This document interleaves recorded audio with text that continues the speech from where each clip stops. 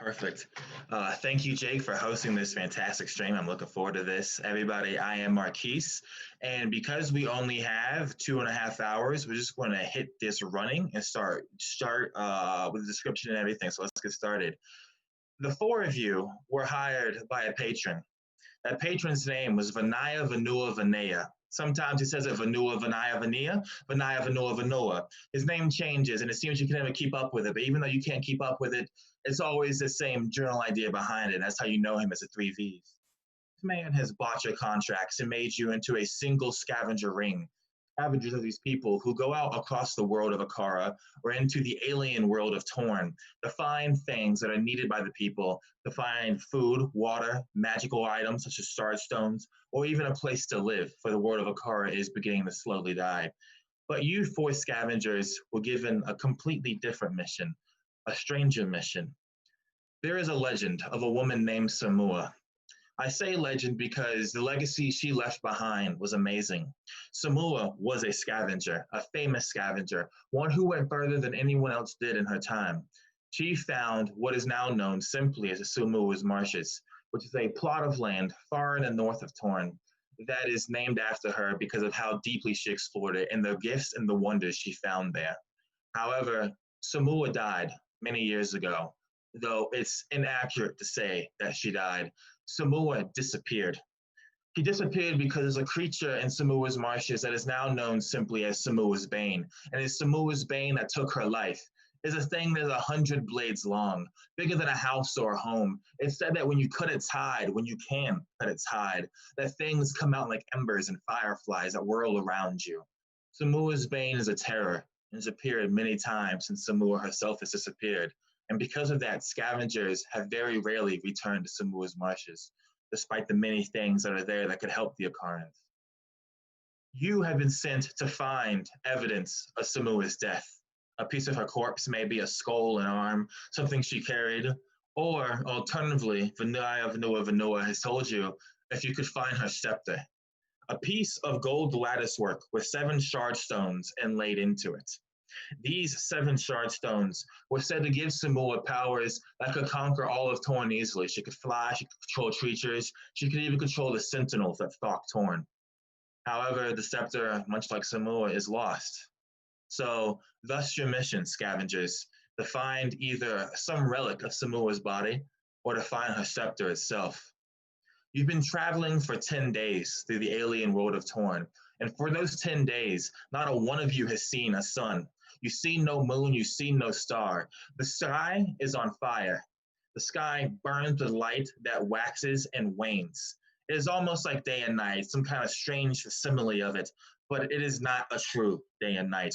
And because of this, many of the abilities you rely on, how you navigate, those things have been thrown out of the water. You've had to use more reliable methods, as the scavengers call them, colored flags, strange landmarks, things that you've passed on the way to Samua's marshes. But again, after those 10 days, you finally arrived here. We begin our story immediately the day after you've arrived, as you begin to put away your camp. Allow me to describe Samua's Marsh for you, or what you've seen. Most of the land is mud. It is orange in color. It is alive. It's called sunshade mud, colloquially by other scavengers, though other names do exist for it. When I say it's alive, see this. We'll start with you, he who wears stars. You reach into the mud, and when you pick up the mud into your hand, it is squirming alive in your hand, moving down your fingers and across your arm as if it's trying to invade you, trying to get underneath your fingernails. He who wears stars, please explain to us what you look like and what your reaction would have been when you picked up this strange thing. He who wears stars has a very fitting name. His skin is ebony black, darker than night, and dotting it are these inks and scars of silver and white that form almost like constellations on his skin. These tattoos, these ritual scarrings, they are sacred to He who wears stars and all of his Kanyaman people. He is half blind, but in ways that make his job, his vocation as a stargazer, much more interesting and more powerful, twisted in a way by the shards and the relics of the Torn, so that no mystic in the Akaran world could ever even reach. As he reaches down into this mud and finds it squirming alive, awake, he's taken aback. He's already quite anxious in this place. He tries to have seen the stars for guidance, but there are none here. This is almost sacrilegious to him. This is like a hell almost for this stargazer. He thinks about how this place is blasted and how this place has just forlorn all who come in and who will ever leave. He sees this distant shore, this sea of orange mud, and quietly, but will return to the group, kind of just shaking off this mud or wiping it off on whatever furs and leathers and bones he has to clean off his hands. We must make haste in this place. It is alive, it will devour us. As you return back to the group, who is finally finishing up, packing up the rest of the camp, and you say that, we're going to cut to you first, Mael. Before we have you describe who you are, Mael, through your eyes, you see more than the others do. You are a kith, something that's born to nature, something that some even say is interwoven with nature itself, the world of Akara.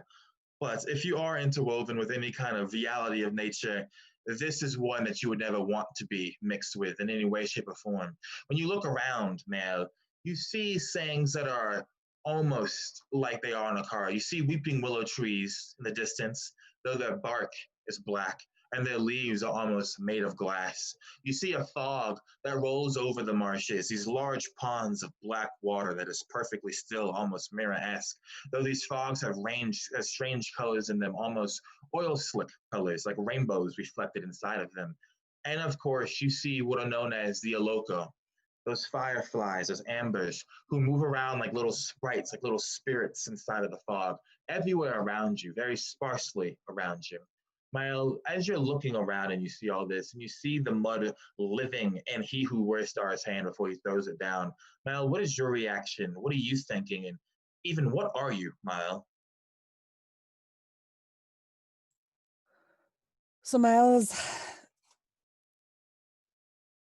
watching he who wears stars play with this living almost ground, and seeing the reaction of his compatriot, he who wears stars, it's almost like there's this feeling that just kind of emanates, and it makes Mael sick almost to the stomach. This powerful emotion that comes from he who wears stars. And this creature you see, this kith, this slight person, about 4.5 feet tall, pointed ears, but very, very thin looking, almost to the point of emaciation. You can see every single rib, every single bone, the muscles on it, everything is so delineated. This creature looks terribly ill, as if it was starving. However, it doesn't move like that. And it approaches he who wears stars and puts a hand down on him. Stars. Okay, worry.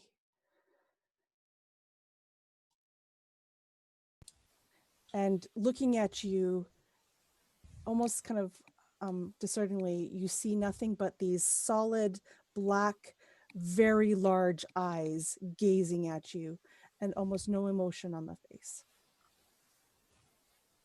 This place is beyond worries for me. I will guide you and the others into the marshes, deep to find the remains of Samua. But the stars here are forlorn. They have left this place long ago, I feel.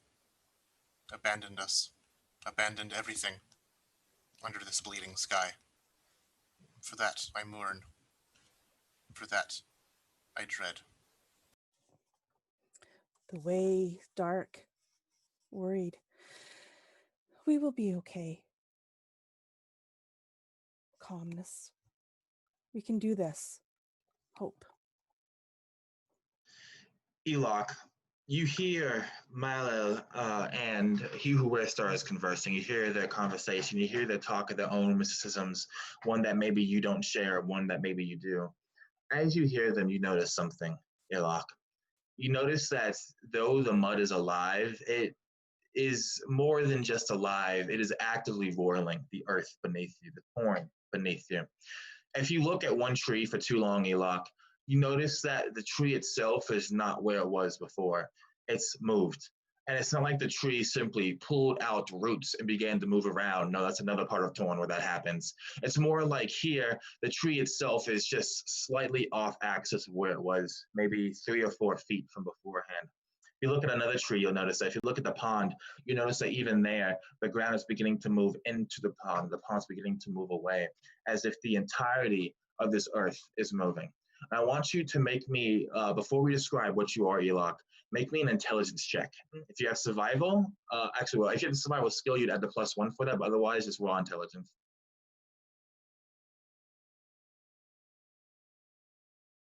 It's always good to start a Marquise game with a nat 20. Yeah, that's good. That's good. Perfect. Of course, I wasted a nat 20 on that. You are a very wise person, Elok. You're very smart. You're able to pick out the differences, no matter how minute in the world around you, which is a skill that saves your life as a scavenger in the world of Torn. Watching this moving mud, you're beginning to see a pattern. And through this pattern, you're beginning to understand a bit more of how this world works. You know that in SAMUA'S marshes, there are no true landmarks. Landmarks can never be found again by even the scavengers who leave them.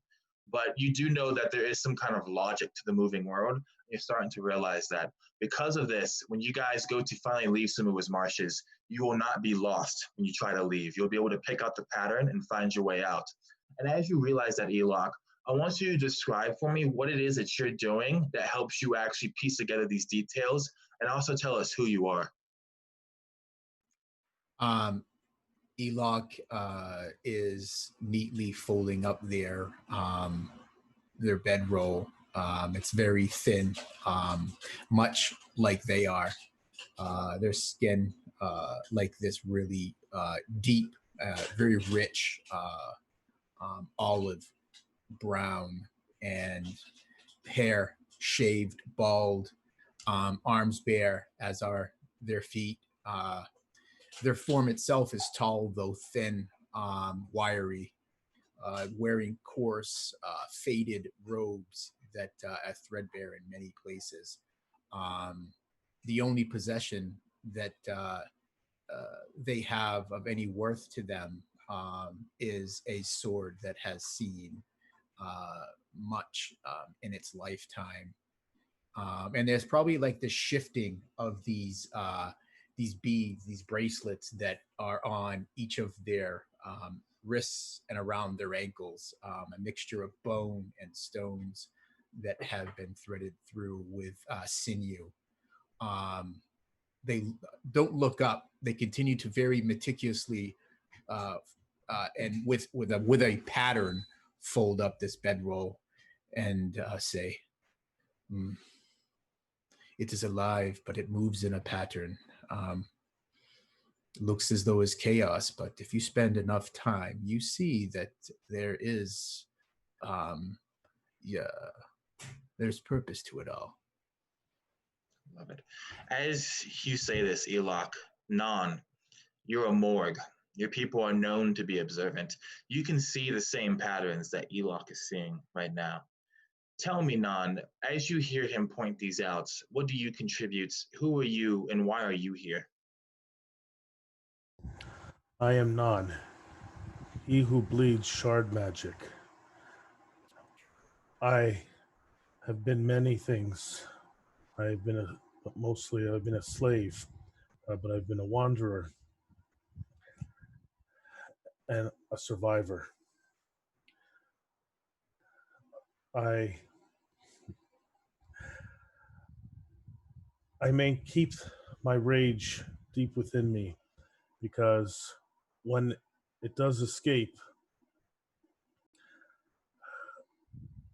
wild magic surges from me, from the shard magic deep within my body.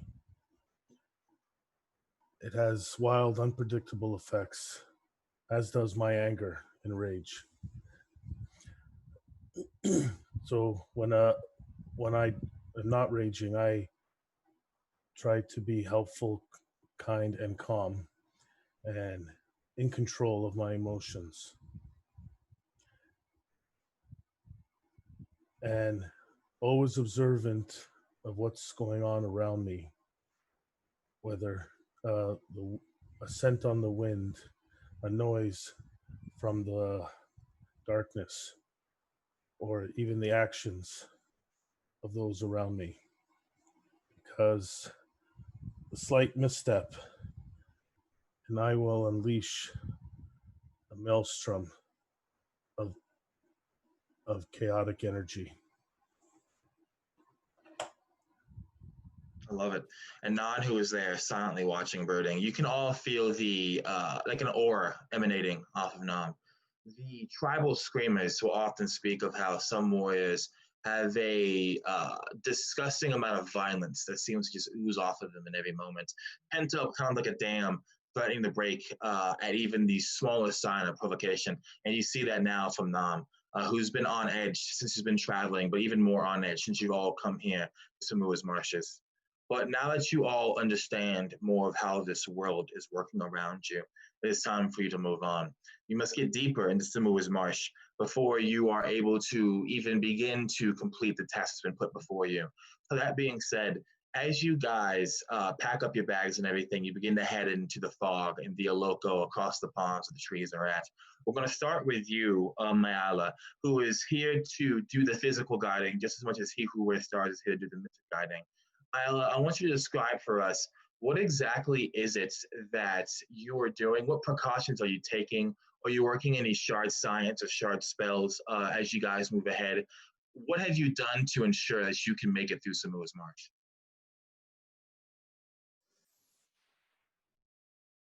Mayala does not use shard magic, not like the rest of the party. In fact, tends to almost stay away from it. A little bit concerned about where we're going and where we're headed. They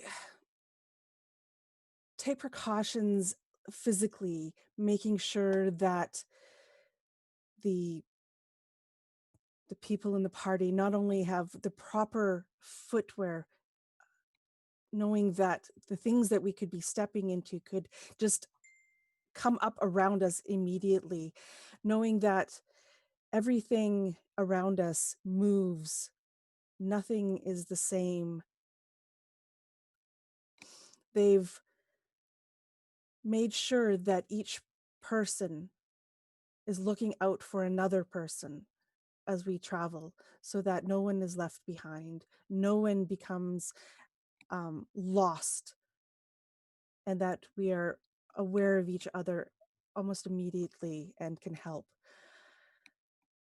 A long pole is used to almost test certain areas, as if the shimmer is a little bit odd compared to the shimmer beside it, we'll test the space before stepping in it. Nothing is taken for granted, even if it seems to be safe. It is not believed so. So I love it. going slow.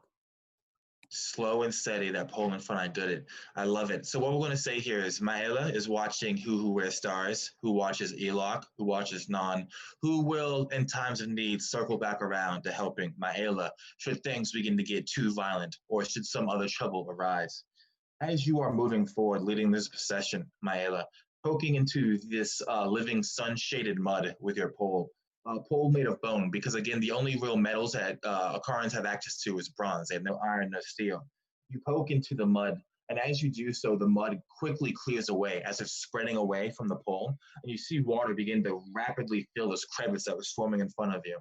Were it not for that pole, you may have stepped inside of this, and this strange water would have touched you, and who knows what could have been happening after that, or what is inside the water. None of you have tried drinking it. None of you have tried touching it. And last time a scavenger came here, their reports were sparse. What secrets this thing may have, you'll never know unless you use it yourself. That being said, as you begin to move around the water, the fog is getting more and more dense. The rainbows flick color all around you. You can no longer accurately see that burning sky above you. And as this is happening, the Iloko are beginning to get more and more dense.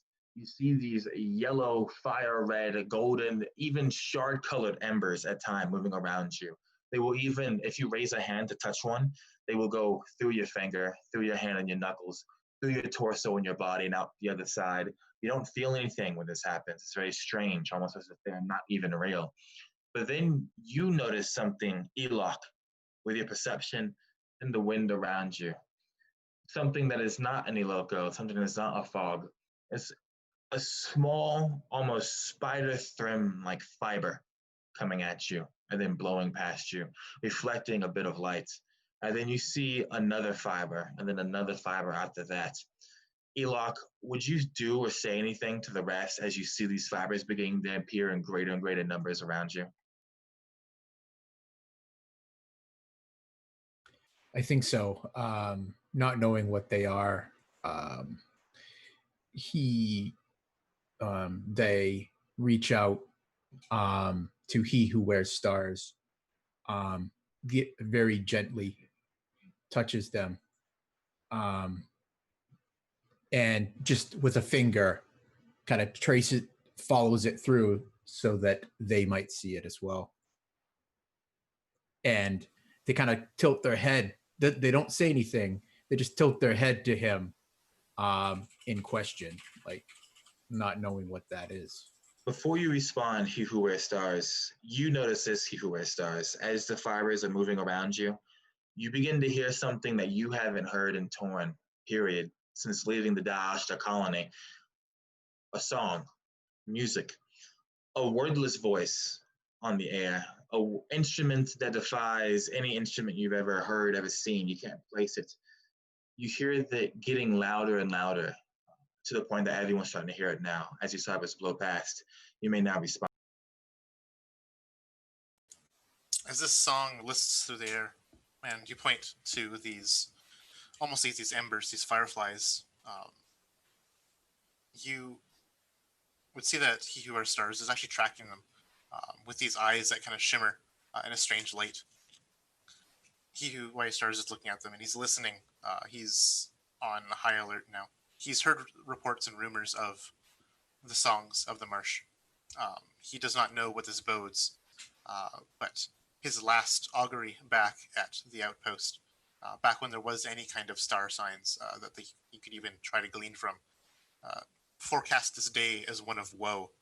And so he is very on edge and might even almost absentmindedly snap to you, like snap at you, excuse me, and realize his mistake, almost maybe even hushing you, even though you've said nothing so far, and before realizing his kind of grave mistake of this tension. As he looks around, he's trying to find the source of the song. He's trying to see if he can see anything bubbling in the muck of this blasted land, but it's almost paranoia now that's driving him. I want to say, He Who Wears Stars, make me a wisdom check. And Maella, you are a guide. You see these as well, and you've traveled, you've adventured with He Who Wears Stars before on more scavenger missions, so you know what it's like when He Who Wears Stars goes on edge and begins looking for something. So I want to give you advantage, He Who Wears Stars, as Maella would be an assistance here, I would imagine. And Maella, go ahead and roll He Who Wears Stars. That's a 21 wisdom. Perfect. Before I describe what happens next, Maella, describe for me how exactly you would help He Who Wears Stars in this.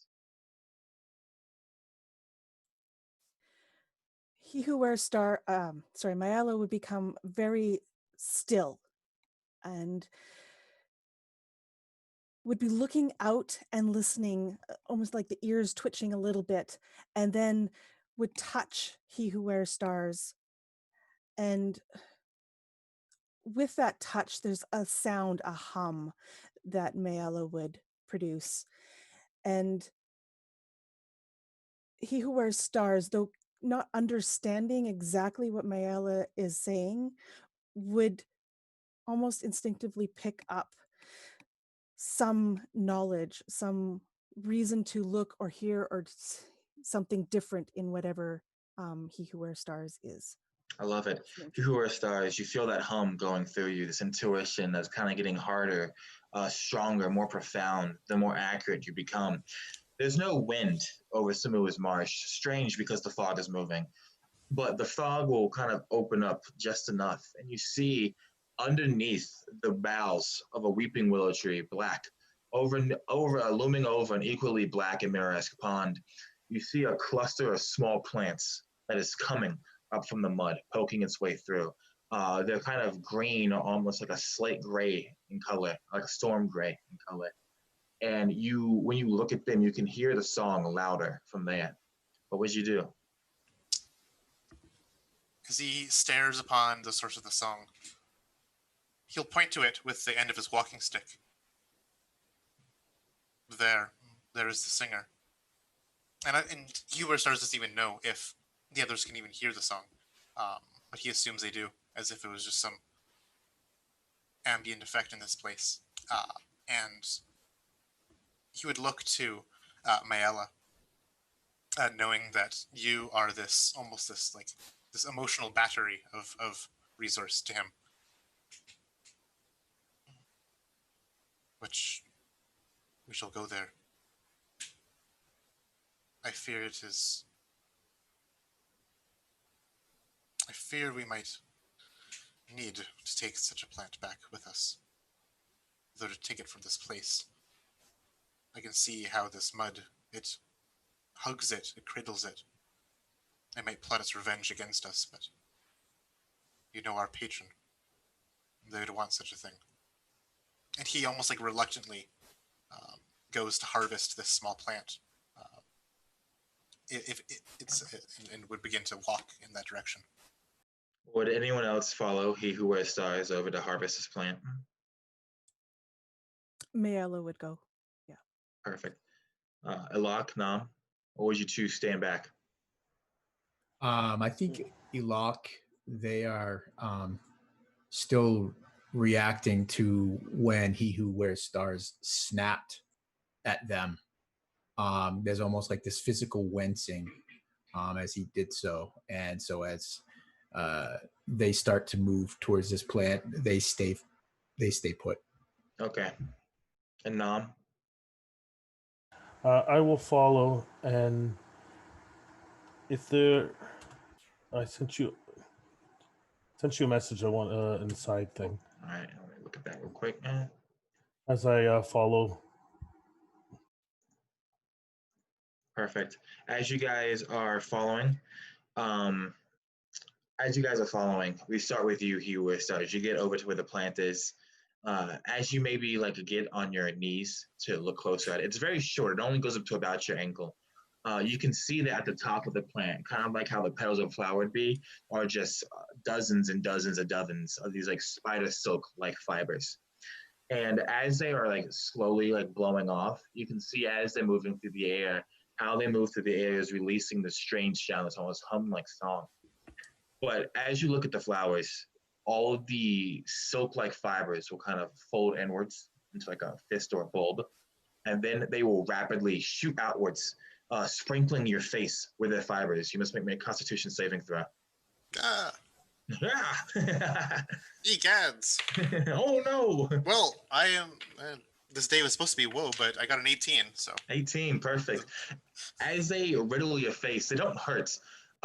In fact, you feel surprisingly no pain at all. You feel a flush go throughout your entire body, a flush of pleasure. You're going to gain 6 points of temporary HP. And as you do so, you feel a bit of drowsiness go over your body. The fibers will then very quietly and very quickly sink into your flesh and disappear. There are 4 more plants around this one that just shot you. Yeah, He Who Wears Stars kind of like almost like flinches back, like not quite falling upon his behind into the mud, but almost, because he's kind of like crouching down to see this plant. And this, it's almost like a sneeze that happened to him. It feels like after the sensation passes, and he kind of like rubs his face, and there's nothing sticking out of it. He feels no wounds, no wetness of blood, or the prickling of spines. And he tries to focus a bit as his head spins a bit from the dizziness of this. But he'll go back to scooping out like the base of the flower to try to like pick it up with the roots intact a bit, cupping it with his hands, try to like yank out these flowers. Though he's definitely seems a bit calmer now because of this elating effect of these spines. Perfect. Maela, would you approach as he's like scooping out these flowers? Like, would you get any closer to them as well, or would you keep your distance, seeing what they've done? Seeing what they've done and not actually knowing what has happened to He Who Wears Stars, Mayella would not approach any further. Perfect. Would just say, concern He Who Wears Stars. I love it. He Who Wears Stars, you can add to your inventory 5 plants called Spider's Harp. Though you have yet to name these, in future, when you do return to Dalasha, assuming it is you who returns with these Spider's Harps, that is what they will be known as to the other scavengers. Nam, as you're watching this and you're thinking to yourself and you're mulling over the power inside of you, one of those Iloka will go through your body and then another, and you will see that starting to cling to you, starting to wrap around you almost. And your mortgage skin will begin to release a strange color, a little glimmer of itself. You know that in shard science, that there's 8 different methods of shard science. Those methods are noted in many different ways to blood cutters and to artificers. And as your skin begins to release this faint, almost purplish hue, you realize that there's something about these Aloco that, in fact, is a form of shard science themselves. It may even be shards. And whatever they are doing, they are causing some kind of illusion about you. Some kind of trick of the senses that you do not know what it is. You cannot place it quite yet. What would you do with this information? Well, probably since I'm physically glowing purple, you said, it's like, there's magic in these. Do I exhibit any difference of my how you perceive me? Elok, you're closest. Would you say anything? They have this kunai, which is a stone throwing dart, comes into their hand when He Who Wears Stars is just kind of hit with this stuff. And as they shake their head, not only catch, how someone starts to ask a question, you realize, oh wait, they're talking to me. That's the kind of moment that's happening for Elok right now. And they look at the Nan and shake their head. I mean, other than looking purple, I guess. I imagine we've seen this before. Yeah, it's probably happened before. It's not normal for Morg, but for Nan, I guess it is normal. It says purple means illusion. It's strange. I can't quite place it right now, but there is shard magic involved. As you say that, Nam, loud enough because you guys are in a fairly, not tight space, but you're pretty close to one another. The rest of you hear it. As you say that, Maela, you notice a ripple on the once still surface of that black pond. And when you look upon it, you see something else that you have never seen in Torn in all your adventures that travels through here. You see, standing on the pond, and only you see this, Maela, is a little kith child almost floating over it. What do you do? Almost involuntarily, Mayella would step forward towards the pond and the child that's there. I think also, again, almost involuntarily, a whistle would emanate from Mayella, almost piercing for He Who Wears Stars, who would have been the closest. I love it. Yeah. Go ahead. He Who Wears Stars. We'll see your movement in the corner of his eye, and this little whistle that appears, piercing. We'll make him almost turn as he's finishing, kind of shaking off the mud from the roots of these plants and putting them full in one of his bags, and seeing you like almost just being walking towards something in the distance. Do you see something, Maela? As he looks towards what you might be walking towards. What is it? Child, wonder why here? As you say that, Mila, before anyone else can respond, you take that one step forward. Your whistle is shrill, almost like a bird call back in Akara. Everyone looks up, I would imagine, other than this kith ghostly child above the pond. As your foot touches the water and you step into the pond, there is an osmosis that none of you can see that happens instantaneously. The water permeates the thin membrane that is your skin into your body. Maela, please make me a constitution saving throw.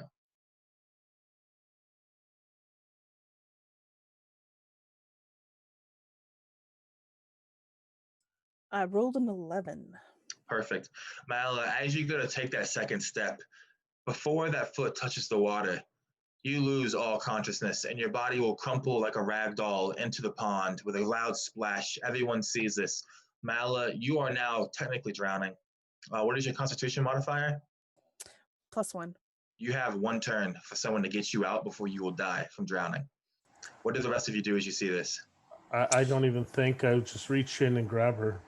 Perfect. You run up, you reach in and grab her. As your hand pushes the water, that osmosis will continue again. Please make me a constitution saving throw. Wow, I rolled really bad. 10. Please roll me a d6.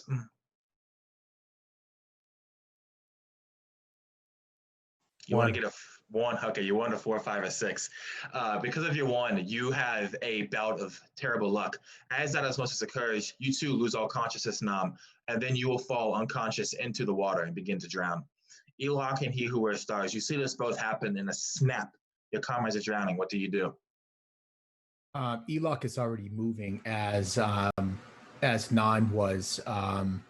They are very, very light on their feet and move almost like the wind itself.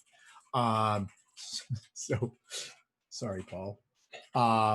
So the dart, it gets lost in the folds of their robe, and they're a little bit further back and steps onto the shoulder of the morgue as they reach down and snatch at the much smaller Maela, and not realizing in this moment, at least, that Nan has experienced the same effect.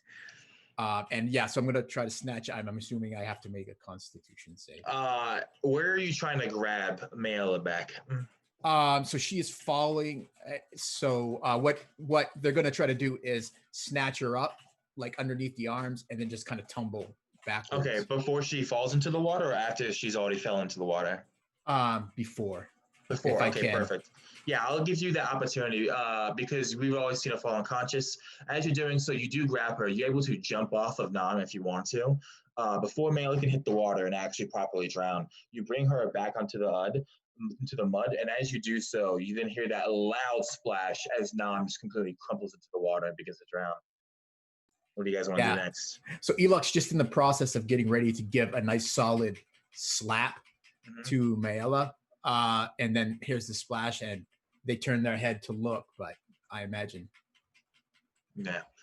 Nam is now below the water bobbing. They are a massive bulk weighed down by what they are wearing, their weapons and their tools and whatnot. And so basically you just kind of see like their back and their little buoyant, maybe backpack keeping Nam afloat, but his head underwater. You Who Wears Stars, what do you want to do?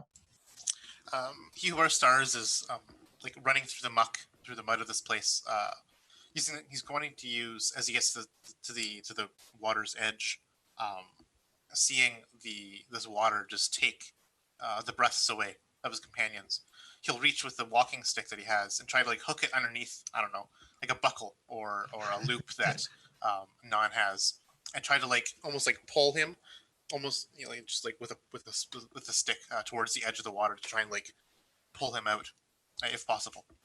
Perfect. You're a smart person who wears stars. You've done this, not this exactly before, but you've had to essentially jerry rig situations before and able to save comrades or maybe even yourself in the past. So you're able to, with some strength, because a morgue is large, the 8 feet tall, forearms all muscle, you do with some strength pull him back onto the mud.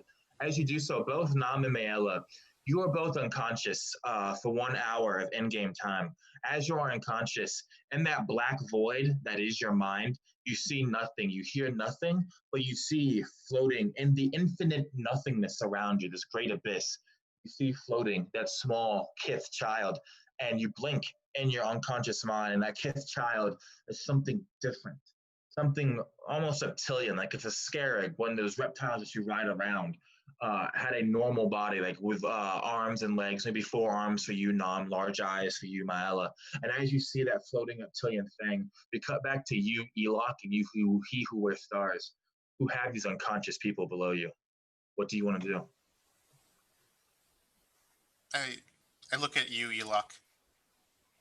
Roll them over, and as I try to heft the morgue over onto the morgue side, so that any kind of imbibed water can spill out from their lungs. I'd look at you to do the same to Maela. As They do, yeah. You Wear Stars tries to at least stabilize these drowning co-scavengers of his. This place is cursed, forsaken and forlorn. Watch every step you take, Elok. Elok values the words of he who wears stars. They definitely have this concerned and worried look on their face, which they don't typically have. They usually have a very stoic, just very placid expression on their face at all times. But there's definitely concern there as he looks at the two fallen companions. Maybe reassured a little bit by the fact that they are still breathing. So yeah, I think the He Who Wears Stars will try to squeeze on the chest area of the morgue. It's trying to just force up some of the water. Oh, I got it. Seeing you do that, Elok waves their hand and literally walks up and down the morgue's back to try to, but it does it with this almost padding with their feet. Perfect. You hear Nam with violent, strange vocal cords in his misshapen jaw, just kind of and then water will shoot out of his mouth as you're going up and down his back. You also see on Mala's body, on their body, you see, if you were to flip them over, embedded in their clothing, you don't know how I got there or when I got there, is a single, perfectly cut, round diamond gleaming in the little firefly lights of the Aloka moving around you. When you look at the diamond reflected in its many cut inside faces, you see a strange shape, almost like a swirl. But it's very hard to actually kind of comprehend what you're looking at. If you were to pick up and move like the diamond, He Who Wears Stars, for example, you would see that the insides of it are changing no matter how you turn it. Always a different shape, a different pattern, a different geometry. Who knows what this thing is? You have no idea. Elok takes the diamond that was embedded in Maela's clothing and hands it to him. This will be out for our patron as well. Freedom costs a heavy thing. Strike them further from this water. And we'll try to drag the hefty morgue just a bit further away so that there's no threat of living water coming up and drowning him once more. Yeah. And just to, I guess, if it looks like these two companions are going to be out for a while, this unconscious state of theirs, would almost, I guess, this is going to be timed almost for an impromptu camp, I guess. Mm-hmm. Not fully setting up an actual lean-tos or a fire, but just enough to find a rock or something to sit upon and break some rations with Elok and wait for these two to resurface. As you guys do so, you notice, Elok, the weeping willow tree has moved exactly 7 inches northwards. Whatever north may mean here, seeing as you have really no sense of direction other than what the maps have been given to you and the scavenger landmarks left behind as you came here. And in its shifting, you notice something too, Elok. Again, these Iloko are gathering around. There's more now, maybe hundreds in the air above you and around you. And you see standing underneath the boughs in the shade of that weeping willow tree, you see a woman of your past. Maybe a woman who could have died, maybe a woman who is still alive. You do not know, you maybe don't even remember. But you see that woman there, and she will turn, she will look you directly in her eye, in your eye. And when she does so, Elok, you will see that her eyes are reptilian, sharp, serpentine, yellow where the white should be, strange scales around the eyes. What do you do, Elok, when you see this, and only you see this? So Elok is sitting there meditating, and as their eyes open and they see this tree has shifted, and then they see the woman.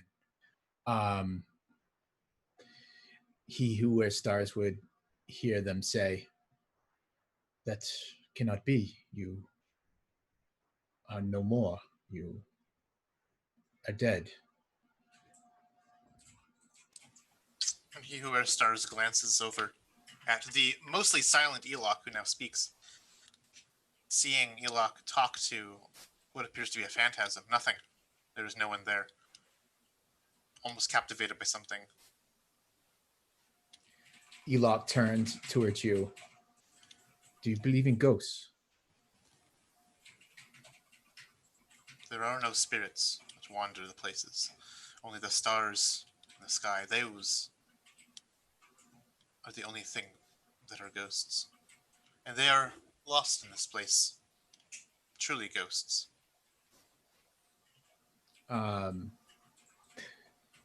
They nod their head. They look back at the apparition. "You are not real." When you say that, Elok, you feel something touch your left shoulder. You look down, there's nothing there. There's nothing touching you. And at that same time, as you kind of hyper focus on what that could have been, what the cessation might have been, both Maela and Nam very loudly come back to life, coming out of the unconscious stupors finally. What do you two do the moment you come out of your unconscious stupor? So Mayella, as soon as they regain consciousness, a keening wail kind of emanates from them. And if anyone looks, they would see a tear, which is very odd to see, roll down the face of Miala. And once the keening wail has kind of ended, Miala's eyes would open, those black pools staring at nothing at this point. Much regret, sorrow.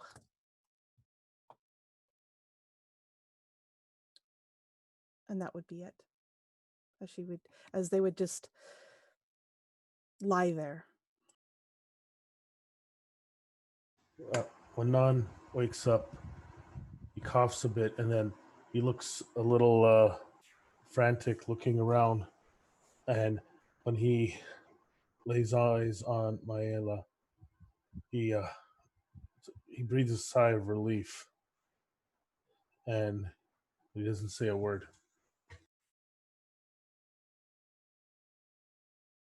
Starting with you, Elok, what is your reaction as they both wake up? And then we'll do Hugh who wears stars. Elok is touching at their shoulder where they felt that. And then as Maela wakens and keens loudly, they immediately move. And there's that rustling of the robes and that their bracelets and anklets as they move to their side, kneeling down, setting a comforted hand on Maela's chest, and smiles down at them.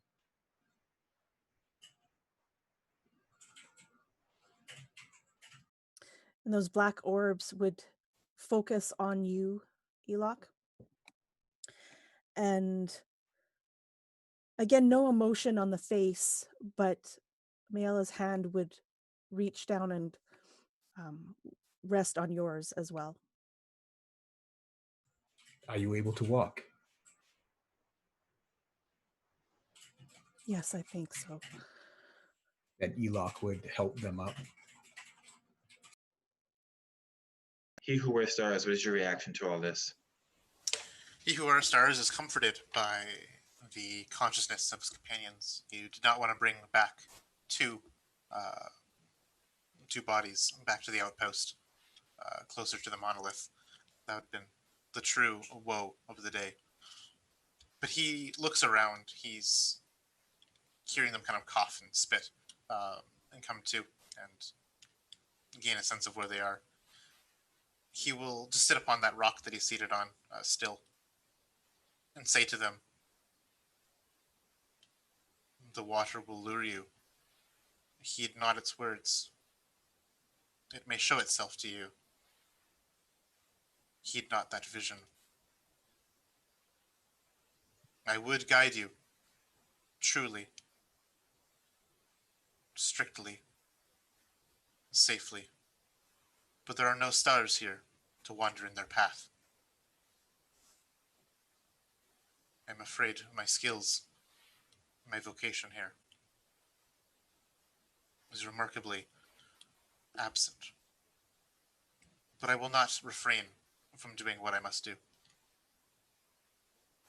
I've consulted the zodiacs many days and weeks prior for these moments. Moments like this, when the sky is dull. Trust in me, you three. Heed not the words or visions of that water." As you finish that speech, give me a charisma check. Oh yeah. Oh, that's Good wonderful. old 3. I think that he's a pretty callous person. So this speech would have motivated you greatly, but there's something about how he who wears stars gives it that is almost too cold, too callous, as he put it. Even though you do pick yourselves back up and you collect the makeshift captains you did have, there's only so much that he who wears stars can say to help reaffirm your already shaking nerves in such a strange and alien place as Torn and SAMUA'S Marsh. That being said, the journey must continue, and the journey does indeed continue. Over a hill, over another pond, through another set of trees that are too close together. You find more spider's harp, and when you find more spider's harp, you realize that only when you're downwind, whatever that may mean here in SAMUA'S Marsh, from the actual plant itself, is when it releases those spider fibers of it. And so only rarely do you hear those songs, only rarely do you hear that music. But the Iloko are always getting closer around you, closer and closer and closer, almost like swarming. You no longer see much of that fog anymore. And as you crest a particularly daunting hill, you all notice something. The world around you is just a little bit darker than it is everywhere else. You can look out for maybe about 300 feet down that hill to your left and to your right, and you can see that there's a different spot as if there's like a shade over you, like an orb or like a giant something round, blotting out the nonsensical, non-existing sun above you. And as you crest the hill, you notice Elok, right there buried in the mud at your feet, is another diamond. And when you look ahead, you see another diamond and another one, a trail of diamonds that leads down to a ruin, a long horizontal ruin, going out maybe 700 or 800 blade lengths to the left and the right at the bottom of this hill. Every building being single story, dead trees in what might have once been a courtyard. The buildings are all attached to themselves. There's no separation between them. Almost like one giant terrace building that goes outwards further and further until it's buried into more hills of the sunshade mud. Then the ground begins to shake underneath your feet. What do you do? Does it start to shake under my feet before or after I snatch up the diamond? Before you snatch up the diamond. Okay. So in the process, while they're in the process of reaching down to grab the diamond, there's like that shifting as the ground begins to shake. And does it start subtly, or is it like a violent tremor? It's subtle right now. So I think as they're reaching down, they would stop as they feel through their bare feet they're starting to tremor, and they immediately come upright. The ground shakes. Now, this is where I might want to do a roll. Am I believing that it is due to some sort of, is it the swamp, or is it like the tremor that maybe something like might make? Like I think This like is a big different. truck drives by. This is different. Yeah, this is different than the roiling. Is this something like sunshine, a Bane type thing? You might get images of some kind of Bane-like monster as you feel the ground beginning to tremor underneath you. This is definitely nothing. I use the word natural. It's nothing that's natural to Torn in the sense of the rolling mud so far. Any question, Marquise, is always through that lens, knowing that nothing is natural. So knowing. So yeah, so there's that low crouch that they get into. They hold they always are holding their sword and sheath. They don't wear it at their waist or anything like that. They're always holding it. And they kind of crouch and feeling this vibration, which I mean we've spent time together, which you would know that Eloch is ready just in case there's any danger. Yeah, starting with you, Nam. You see that Eloch goes into the same crouch he always does when he senses danger on the horizon.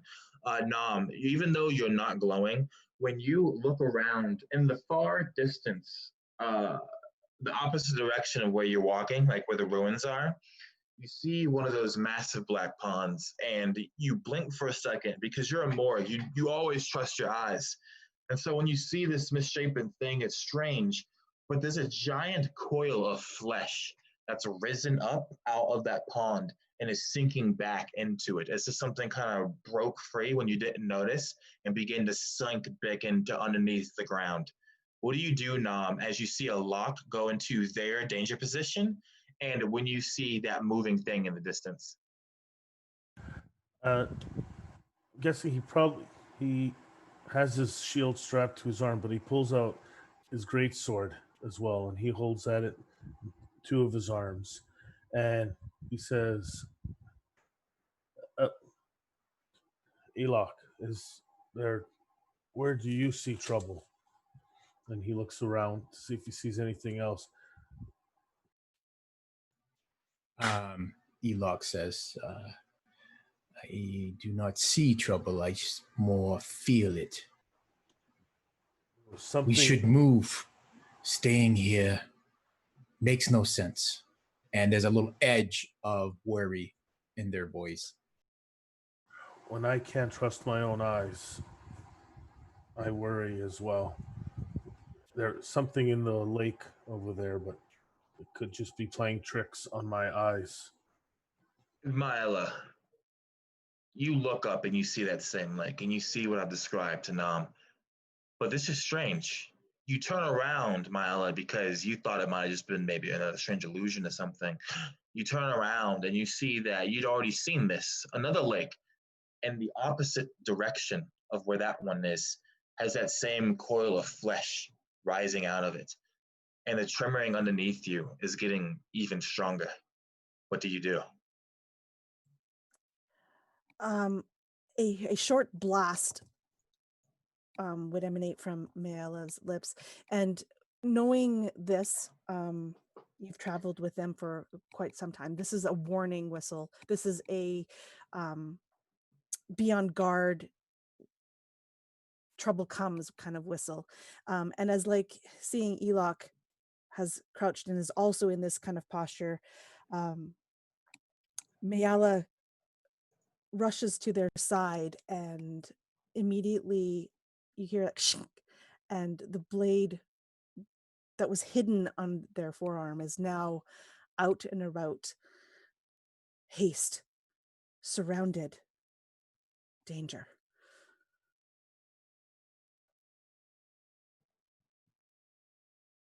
As you do so, and you three begin to group up, Elok is telling you to move, and you guys are beginning to slowly move in a direction and faster.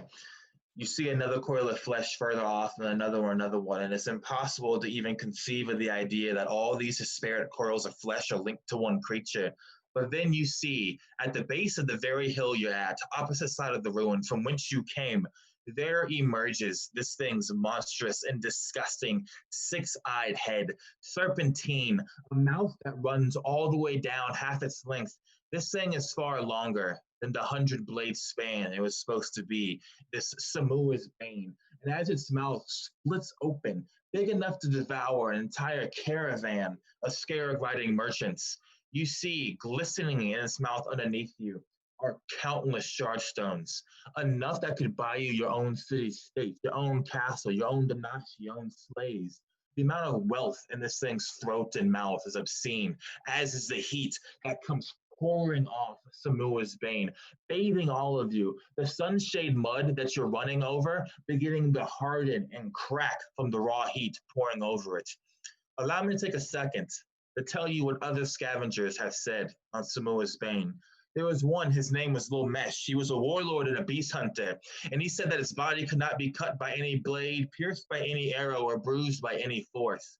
There was another one, her name was Feline, invoker and colorbinder, and she said that no matter what shard science she brought against this monstrosity, she could not confuse it. She could only distract it for so long. She could never rewarp reality in such a way as to stop this thing. And then there was Oog, the drifter and bone keeper, a Morg, whose eyes could be trusted.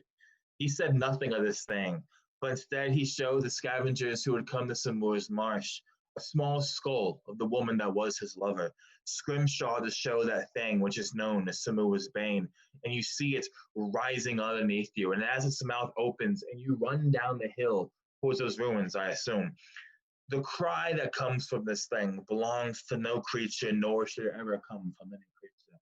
It is 1,000 women or 1,000 kith who are wailing and screaming and dying and burning alive, a chorus, a symphony of dismay and despair and pain blowing over you with that heat. As you guys are running down towards those ruins, I need you all to, as has been a theme this session, make me a Constitution saving throw.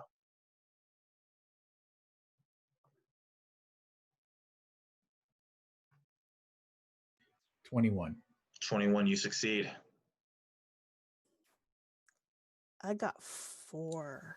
I'm going to 4. use that singular point of inspiration we were given Yeah. so generously at the beginning of the session. You do have inspiration. Thank you for reminding me. No. I'm going to use it too. So I rolled a natural 1, spent my Okay. inspiration point, and rolled another natural 1. Okay, yeah, that's nice. Seems that the stars were right all this time.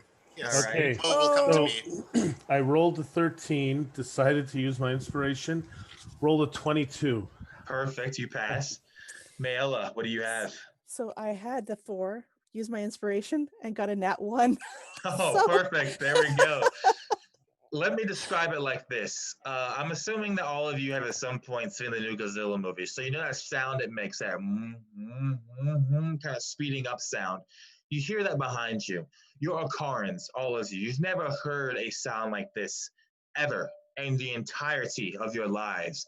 It's such an advanced, such a worked and strange sound to you that it can do nothing less than send shivers of fear down your spine. The thing, the SAMU'S bane, is hanging above you, and as its mouth opens, the starstones begin to glow with a vermilion and crimson light. And then that light will overflow as a fire or maybe some kind of breath, you can't tell. And it will bathe the entirety of this hillside in shard light. The 4 of you are able to get into the ruins. The front of the ruins is a circular door. You can't see it because of how bright that light is around you, kind of just blindly running forward. If any of you were to scream or make any sound, that sound would not transmit. It would not cross the space between you, no matter how close you were. You can't even hear the heartbeat in your chest. You break through that door, and you go into a dusty, dark, dank place, and that light fades, and you hear the cry of SAMU'S bane. Elok, you're looking around. You're beginning to see again. You hear a ringing in your ears, Elok. You feel that heat suffusing your body. The first person you see is he who wears stars. When you see them, there's something wrong with them. Their face, from the tip of their chin to the top of their forehead, is covered in these crimson shard-colored scales all the way. The scales close away their nose, almost seal away their mouth. It's a thin line now. Their eyes are also covered in these scales. You cannot see them. He who wears stars, you don't know for how long this will last, but you have been warp scarred by the shard stones. You are blinded as you have this new mask on your face of these strange scales that you feel, and they're hot. They burn you when you touch them. And then, Nam, you can see too, and you see Maela. When you look at her, when you look at them, excuse me, strangely enough, on Maela's chest, you see a second face, a second kith face, growing out small and getting larger and larger, breaking through. It's disgusting. You can hear cracking of bone, this twisting of flesh. How strange this is. But this second kith face has a closed mouth. They breathe, have easy access to their lungs, but the eyes are also closed. And Mallow, when you look down, you see this. You see this face on your chest. What do you guys do? There's a sharp intake of breath from Elok, and he who wears stars would feel a firm push of the butt of their sheath as they press it against their chest, pushing them back from them. You are shot touched. He who wears stars can even barely hear you over this, like this ringing in his ears. He's blind. He can't see. He's just racked with this like burning, almost like just acid on a wound kind of pain. He'll probably even like slump down to his knees and like clutching at, like attempting to clutch at his face, but he can't because it aggravates it even more. He's just weeping and screaming as he kind of like crumples to the kind of like the jab that you give him to the chest. As he begins to like just kind of whimper and scream out from this brutality. Nan would actually, two of his arms, pick up as gently as possible he who wears stars and actually carry them almost like a baby. Carry him. So it's like, I will walk for you. I will use my eyes. Mayala's reaction is odd, to say the least. Elok, if you were looking, you would see Mayala's eyes grow wider than they even are normally. And almost like a gasp would pass through their lips. But then they would be looking at their chest and almost like with a curiosity of a child would be touching the face, poking it, seeing if there's a reaction. It's almost like if you didn't know Mayala better, that this would be kind of a scientific study. But from what you can tell is that maybe might not be the first time that Mayala has been shard touched. Mayla, you touch the face first. You blink. Strange how this face on your chest looks just like the face of that child you saw above the pond. You touch it again. The mouth opens just barely, and then dribbling out of that mouth, just a little bit, a teeny tiny amount, is blood. And it goes down the length of your chest, Mayla, and you hear a strange kind of sound, almost like a warbling, come from the mouth, and then it closes. And before Mayla, you can properly figure out what in Hall of Torn is happening to you. The side of this place explodes as SAMUA'S Bane comes crashing through it, so hungry, still looking for you, where you are, what you are, wanting to consume you or do who knows what to you. Its body comes in a rush, obliterating the wall beside you, the entirety of the building. You hadn't had enough time to look around you, but there were many things in this place. You see these weird double-edged weapons of bronze go flying around you. You see the stormed kind of war garb kind of break and then go skirting by your feet and then go blasting past. If you look closely enough, you can even see amongst the wreckage and the dust around you all now diamonds glittering on the ground, falling everywhere. And then you see a single round door that's slanted. The wall itself is slanted as well. It's built into diagonally into the ground. The door is made of a strange metal that you've never seen before. When you look at it, you cannot tell what the substance is. And you hear that screech again as SAMU'S Bane is literally riding beside you, not knowing where you are, just destroying haphazardly these ruins. What do you four do? I know what Elog's doing. They're moving as quickly as they can to that round metal door. Elog is booking it.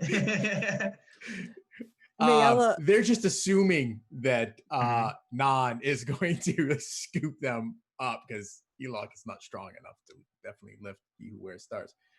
Yeah, so they. And Bayala almost starts from the inspection of their chest and without hesitation is right behind Elok and running towards that door. Yeah, Nan is following as well, carrying He Who Wears Stars cradled in his arms. Perfect. As you guys enter the door, Elok, before we continue, do me a favor and roll me a d6. Pray that you don't get a 1 or a 2. No, why would you say that?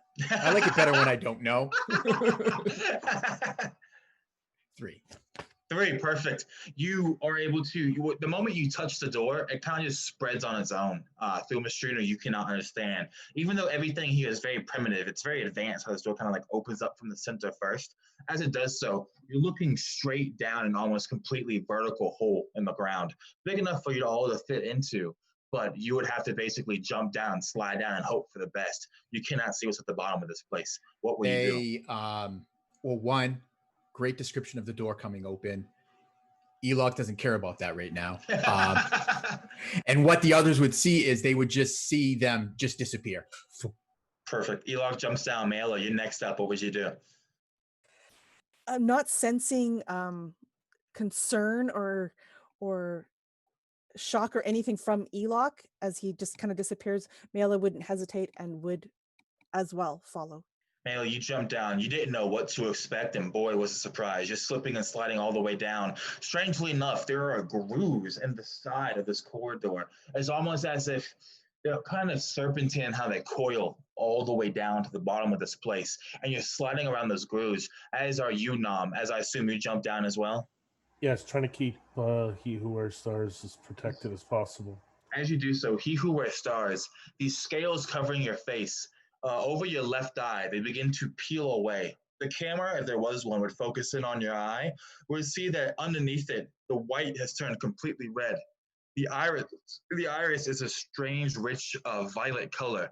And what you see above you as you are being carried by Nam as he jumps down, you see lifting above you just one of the massive blue eyes of SAMU'S Bane, watching you guys as you go sliding down the corridor, disappearing. You hear it scream, He Who Wears Stars, and the scream is echoing off of this corridor, making it even louder, actually disturbing and warbling the sounds. It's even shaking you down to your bones. You feel this whole place might collapse because now the walls are shaking.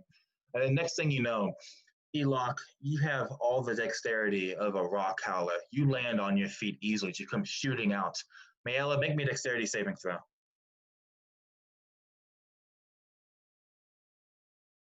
That is a 21. 21, perfect. You come out almost in a roll and a flip. You land on your feet as well, maybe on all fours.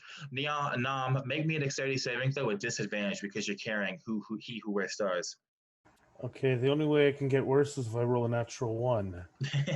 No, all right, so 5. Perfect. Nam, you take 20 points of falling damage as you come flying out. You weren't quite ready for what's happening here. Your massive bulk was too much. He Who Wears Stars will go spilling out of your forearms. He will take no damage, but Nam, you will take the 20 points of damage as you guys land in this in this new room. However, none of you hear Nam hit the ground. You don't hear anything, actually. As you guys enter into this room, there's a thick haze everywhere. Very much like that rainbow slick, oil slick haze above it, but missing the beautiful colors. It's just this kind of like argentated silver haze all around you. You can only hear what's inside your body, your heart, your breath. Mayala, you specifically hear the strange whispering coming from the mouth on your chest. The rest of you hear absolutely nothing, and the haze is so thick you can only see 10 feet away. What do you do? He who wears stars, as he kind of like collapses to the ground, spilling out, um, would call for his companions, and of course, no words leave his lips. He can barely even feel anything; just the vibration in his mouth for the sounds passing through his vocal cords. Um, and he would like reach out. He's like just only has barely one eye, and I mentioned it's a bit swollen around the edges. He's trying to look to see if there's anyone nearby. Um, he's just reaching out with his hand for someone to, pick him up, for him to be not so alone in this abyss, this haze.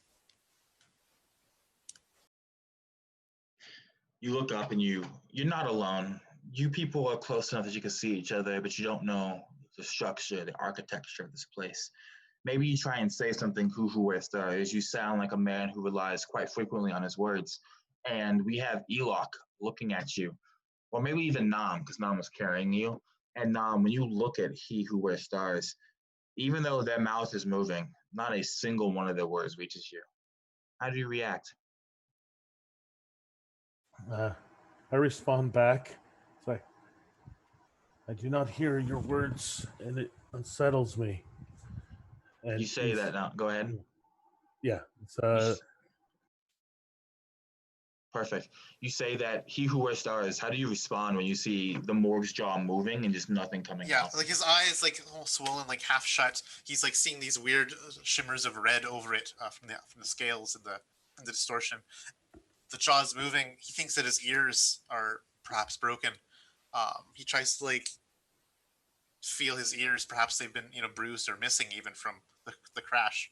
Um, and again, he would mouth something out that you wouldn't even understand, none, as we're both mute, I guess, in this place, as we try to convene with each other with words, and no communication happens.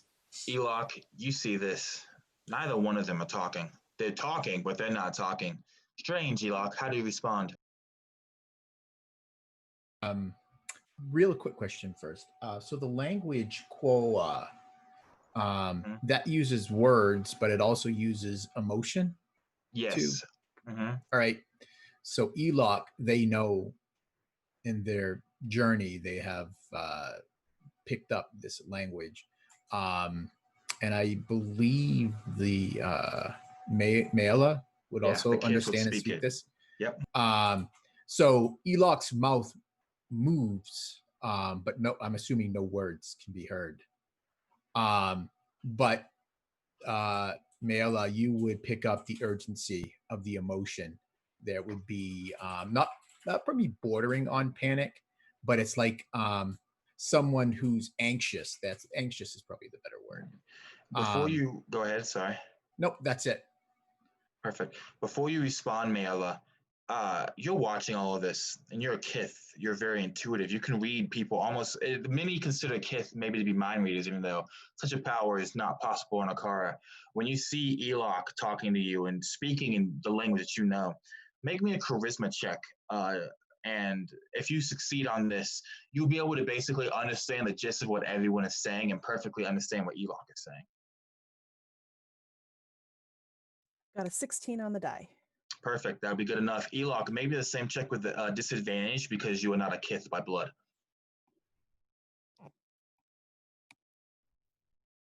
And what skill was I using? I got an charisma. 11 on the die. Okay, so that's 13. 13, not enough. So you're unable to do it as well as Mayla can. Mayla, you're able to, you get exactly what Elok hears and you can respond to that. And you can also basically pick up what he who wears stars and Non is saying. What do you do?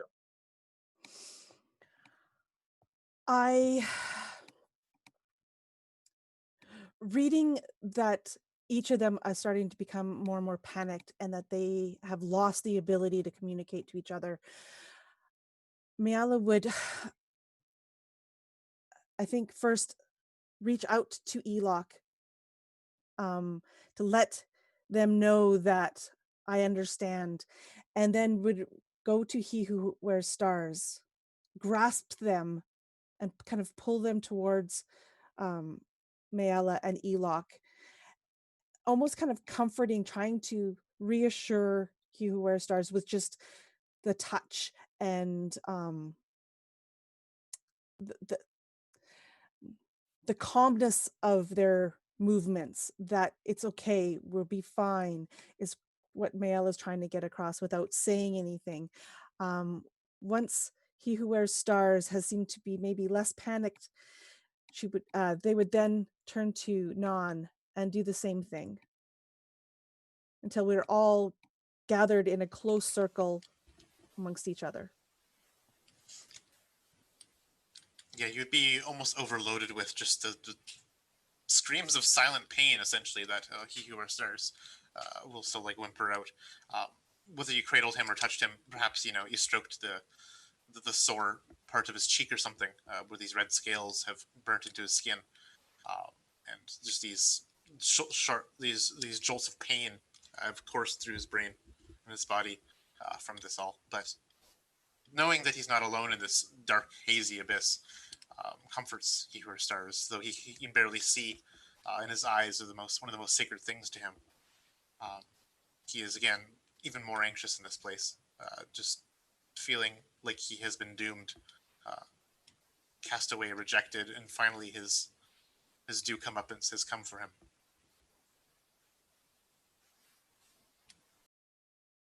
Perfect. So, as He Who Stars experiences existential crisis, trying to reaffirm himself of the world that he is even living in anymore, Mayela, I'm going to say that you go ahead and you begin moving everyone through this cloying haze that is filling this place.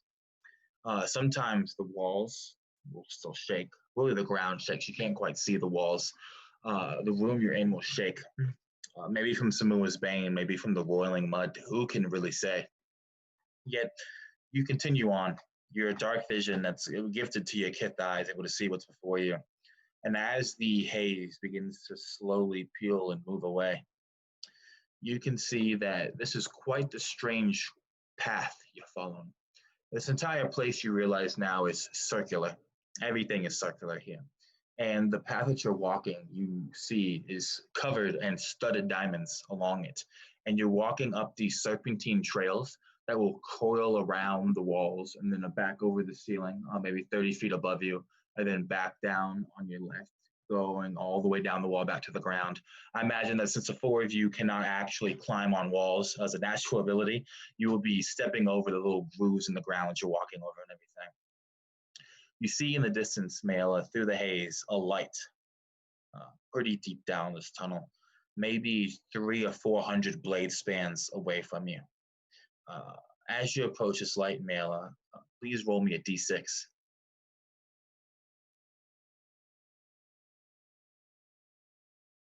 That's a 2. Perfect. Oh no. As you get closer, Mayela, first make me a wisdom check.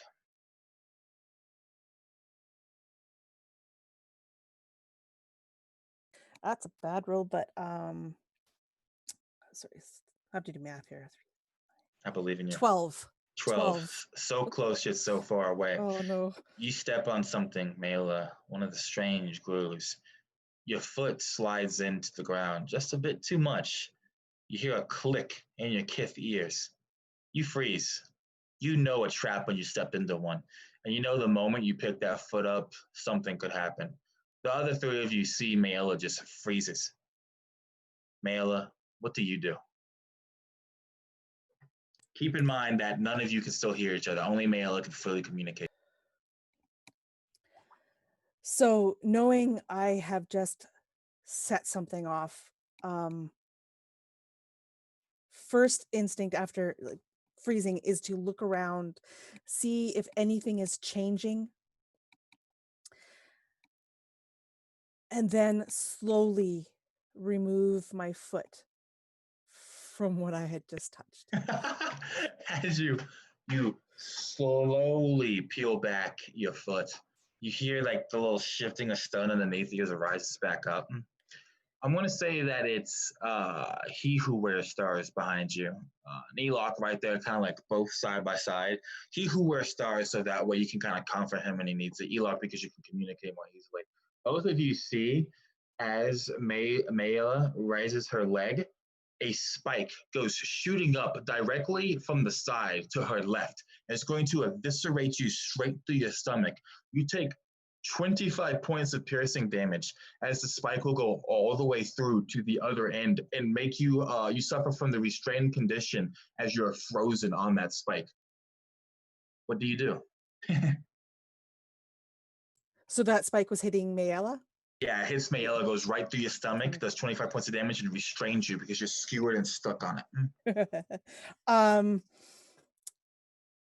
So Mayella screams in pain, though you may not hear it, but you can see the face. This is one of the first times maybe that any emotion registers on it, and it is pain and shock and horror. And these black orbs turn to you, Eloch, and there's like a pleading. Eloch, what do you do? You mean other than bats, I would in shock.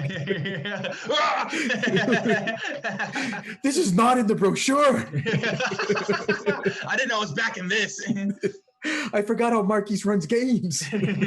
No, all joking aside, Eloch, so is the spear itself, what is it made of? If you look at it, it may be wood, though it's not really any wood that you'd be familiar with. It might be that strange metal stone that you saw earlier the doors are made of. You're not quite sure. You could maybe break it if you tried. Yeah, that's what they're going to do. Break it to get her or them away from the sprung trap, and then we'll figure out how we're going to like extricate it and not have her bleed out on the ground here. I love it. I want to say you can choose either dexterity for how you hit it or strength for how hard you hit it, and make me a check of that to see if you can break through it. Okay. I think it's going to be looking for like a weak point. So there's this moment where Eloch kind of runs their fingers along the base of it until they find that spot, and then they close their eyes for a second, tilt their head again, and then they just bring it down. I'm going to go with Dex. Perfect. I don't know if I'm going to help you. Well, I do have inspiration. Let me use it.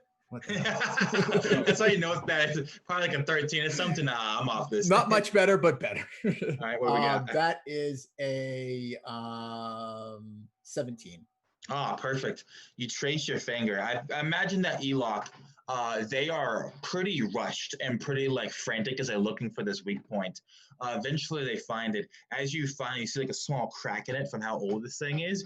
You bring back your hand like a quick chop, essentially. You break right through it. Your hand goes numb from when you strike it. All the way down your arm is from how hard this is. But you do strike it, and the thing breaks enough that you can kind of like wrench it out of the wall, so that way Mayella can pull herself off. Mayella, as you do this, what none of you have really noticed is the small bits of sunshade mud covering the spear, the living mud covering the spear. Mayella, roll me a d10. This is my favorite part. Yours I'm may so be scared. A 4. A 4. What are you going to say, Paul? maybe your favorite part, not ours. As it goes. 4. You take 4 points of necrotic damage, Mayla, as the mud is crawling into your wound and starting to infest your body. Again, it is living. What do you guys do as he pulls Mayla, as they pull Mayla off of the spike? Though nobody hears it, Nan says, "Why didn't you get me to smash it?" or something. He actually steps in front of Mayla, and he has a look over him. You can tell he's losing a bit of control right now, but he is still takes a deep breath, and he stays in front of everyone. He doesn't let anyone pass him. Once they start moving, he will walk first. He doesn't want this to happen again. He who wears stars will fish through Mayela's belongings to find that flesh-mending shard that Mayela keeps on their person. Seeing this grisly wound of this spike that had been driven through you will break off a piece of it. It almost like shatters in his hands, and he will just kind of force it for you to bite upon it, for that strange shard magic to mend your wounds. And almost instinctively, Mayella would almost fight you a little bit, and then realizing the direness of the situation would stop resisting.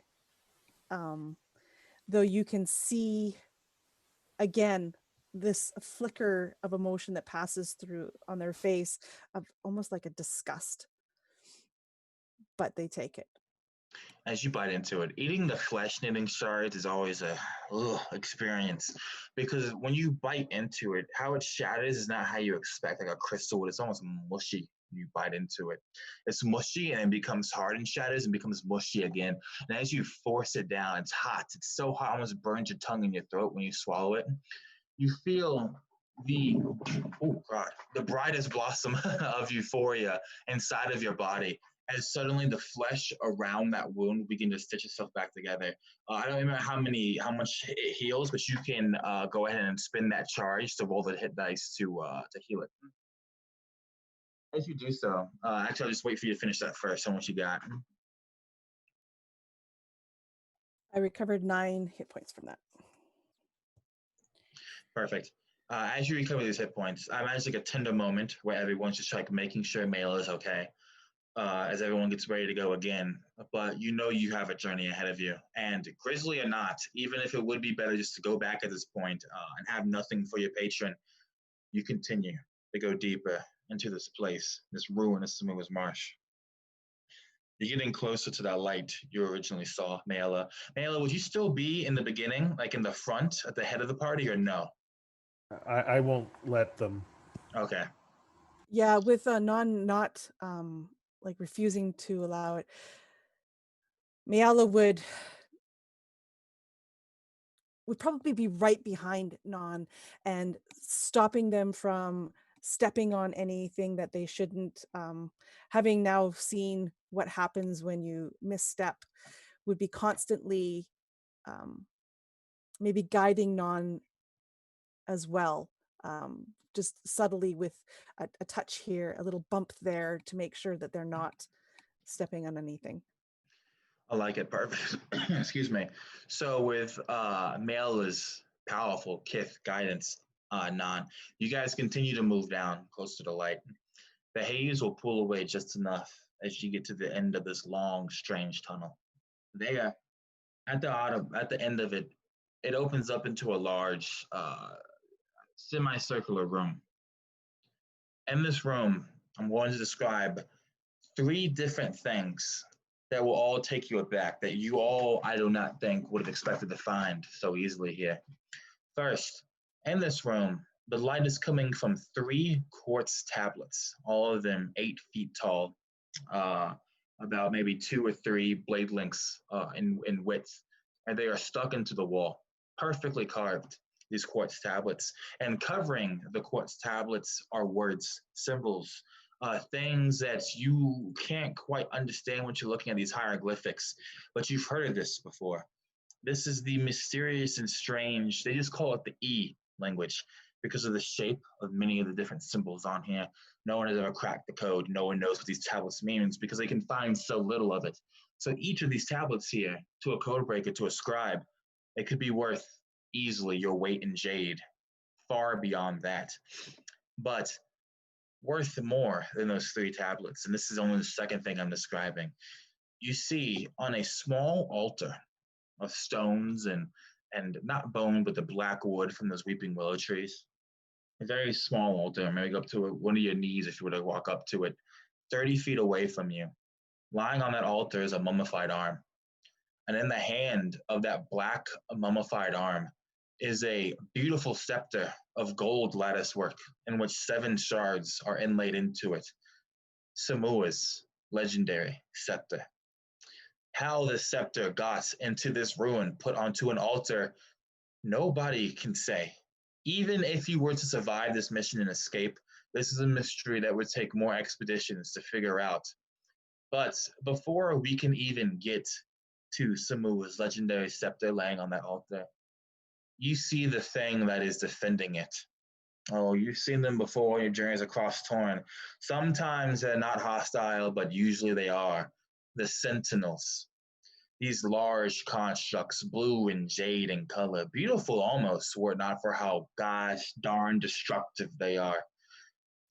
Two arms, two legs, yes, 10, 11, 12 feet tall, armored all the way from head to toe.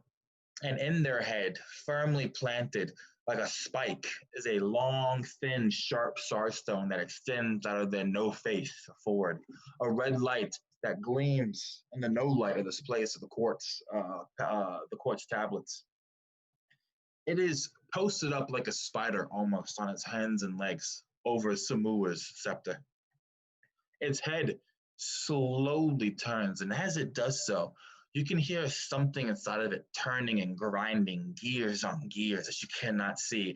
A feat of construct that no Akaran could ever make, made by the Zenith people, the people who left this entire civilization behind and torn. You hear the grinding of those gears as its head turns towards you, and finally it sees the four of you. I use the verb sees, but does it see you? You don't know. The red light kind of pulses once and then twice, almost like a heartbeat, and stops. And then, as is D&D tradition, I need you all to roll initiative. Let me go ahead and roll initiative for this thing too. Just type it into the side chat for me. I will make an initiative list for all of us. Ooh, Sentinel did not roll well today, friends. All right, let's see what we got here. All right, so first is going to be Mayella. Following Mayella is going to be Elok. Following Elok will be He Who Wears Stars. Following that will be the wonderful and amazing Non. And then finally, the Sentinel. And this may seem like the initiative list, but the Sentinel will have a second turn right after Mayella. I posted into the side chat, Mayella, it is not your turn. It sees you directly. The moment it senses you, you feel again that cold shiver go up your spine, your intuition telling you that you are in mortal danger, Mayella. What do you do? As a bonus action, Mayella's eyes will study and almost like lock into this creature that's hanging there, and their head kind of tilts slightly. I'm doing insightful fighting, bonus action, insight versus deception of the All creature. right, perfect. Does that require like any like charmed or frightened immunities, by the way, or no? Does it just work? Okay, perfect. It's just me reading them, yeah. All right, and you said so deception, so it's going to be charisma. And for the Sentinel, I have a 9.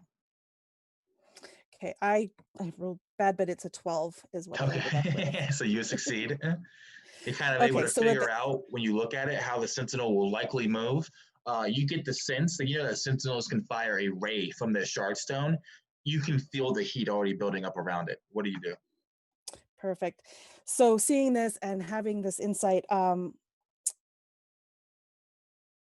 Mayella kind of reaches back to their shoulder, and in one kind of fluid motion with the reach is a throw as a bladed boomerang is going to fly towards specifically the shard that's on the creature's face. I like that. Okay, so man, I'm not rolling very well. That is a 9 to hit. A 9 to hit. As your bladed boomerang goes slicing through the air, making no sound again because that haze is in this room, so you can hear nothing. You see it mutely go flying towards the shardstone, and it will just quickly like pull back its head in a way you didn't think it could even retreat back into its body, and the boomerang will go slicing through the mist and missing. Does it return back to your hand from a miss or no? It does, yeah. Perfect. Yeah, so we turn back to your hand. Do you want to do anything else? I am going to move further into the room away from the people, so we're kind of spreading out a little bit. I'm going to go, it's a round room, you said, so I can't go to a corner, but I'm going to go, let's say to the right around the room. 35 feet I love is it. how I All right, perfect. As you move to the edge of that room, the Sentinel's head is tracking you as you do so, as we move to its turn. Then suddenly the Sentinel's head will switch, swiveling all at once back to you, Nod. It will focus in on you, and the Sentinel will begin to spider crawl, not towards you, but towards Mayella. And as it's crawling towards Mayella, the beam the shards will get hotter and hotter, releasing this brilliant and beautiful vermilion and crimson light. And then a thin, almost like pinprick thin ray of light will shoot from it towards you, Nan. I'm gonna make an attack roll to hit you. What is your AC, Nan? 19. 19. That's good. Let's see what we got here. I have a 16 plus 3 for a 19 exactly to hit you. You're going to take 20 points of radiant damage, Nan, as the beam will hit you, goes straight through your shield as you like raise it to block it, through your arm and into your shoulder. But that's not the... Go ahead. So that was 20? 20 points of radiant damage. But unfortunately, there's more to it than that. The amount of heat that passes through you, Nan, is ridiculous. The next thing you know, the shield that you're wearing, as well as the clothing that covers your torso, will both burst into flames on top of your body, dealing another 4 points of fire damage as you are now on fire. Unfortunately, the Sentinel is not done yet. As it crosses a space between you and it, Mayella, it's reached long enough to get to you, even though it's still 5 feet distance between you. It's going to try and lift its left arm. Even though you guys can't hear each other, you can still somehow, for some reason, hear the grinding of gears in its body. And its left arm, as it lifts it, you will see its hand open. 3 fingers begin to spin like a drill and shove it straight towards your chest. What is your AC? My AC is 15. I'm so sorry to tell you this. I have a critical hit. Oh, no. How I do critical hits for players is just max damage plus roll damage.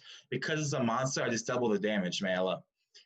You take 36 points of bludgeoning damage as it smashes you into the wall. How are you faring after that? Very, very battered and bruised and bloodied and broken, but still alive. I hate to tell you this, Mayella, but as it pulls its hand back from the wall, you are grappled automatically by the Sentinel, and you are considered restrained. You cannot move. It has you in its hand. It will slam into the ground and keep you there. As we move down to Elok's turn. Elok, what do you do? Seeing such savagery from this thing.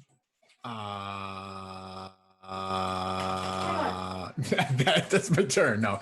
Well, one, Karen, I was totally going to throw Marquise off his game by saying I'm going to run to the corner. But you said you made that comment about there being no corners. So, but what Elok is going to do? How far is it from where we are to this altar with this?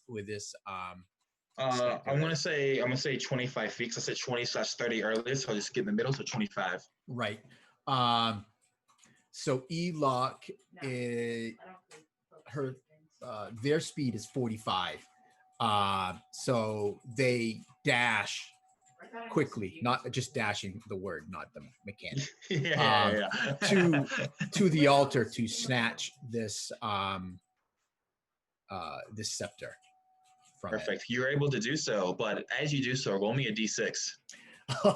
Don't tell me, Marquise. Don't tell me. Let me roll. 5. Oh, 5. Perfect. You're good. So you rush over to the altar. Luckily, it has not been booby-trapped by anything, and you're able to grab SAMUA'S scepter off of it. As you do so, power will rush through you. It is the thing flowing through your arm. You feel like when you pick it up, as if every cell in your body is alive all at once. Elok, though you need to attune to use the greater features of this thing, so long as you're holding SAMUA'S scepter, it will be considered a +3 weapon in your hands, and it will also count for your chosen weapon of a club. Oh God, yes. Oh. That's great. So that was 25 feet of Elok's movement. And at that point, as they're turning, because this is all happening at the same time, there's that beam of light, and all of a sudden it sees this thing snatch Mayella up. And there's that indecision. Do they run to get this thing from the chamber, knowing that more likely than not, it'll mean Mayela's end unless Nan or He Who Wears Stars can do something. So it's a tough decision, but they make it, and they start to run back towards the entranceway. And I will expend a key point to do patient defense. Perfect.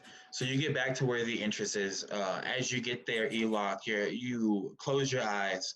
As you're thinking to yourself what to do and kind of resolving yourself in your actions, Eloch, inside of you, you feel something tremor. And though in other words they may call it key, here in Akara and in Torn and Scavenger, this is the effect of being exposed to shard light for so long in your life and on your journey. Right. And so that's what it would be. Yeah, as you close your eyes, that kind of light will also kind of shimmer over your body, almost like a holographic thing, making you even kind of like waver in and out. At the same time as this happens, He Who Wears Stars, you have your one eye that you can use so you can see all this happening. What do you want to do? You see Eloch grab the scepter, you see the Sentinel destroying Mayela. I think He Who Wears Stars has heard stories of these Sentinels. As all the scavengers banter with another to share their stories, he knows of their just lethality, their lack of hesitation to just murder and kill and slay. Seeing Mayela at the end, the receiving end of this brutal being, He Who Wears Stars sees his companion and he cannot tolerate this. He tries his best. He remembers the many different zodiacs that make up the Kanyaman calendar, and he picks the one that he knows will enact his vengeance. This lust for murder that can equal this brutal machine. And as he remembers this zodiac, he traces its lines of this constellation upon his own body. His own body is a star map for those who know the calendar well. As he traces these lines, he glows, and these little pinprick lights will begin to glow like stars themselves upon these tattooed dots.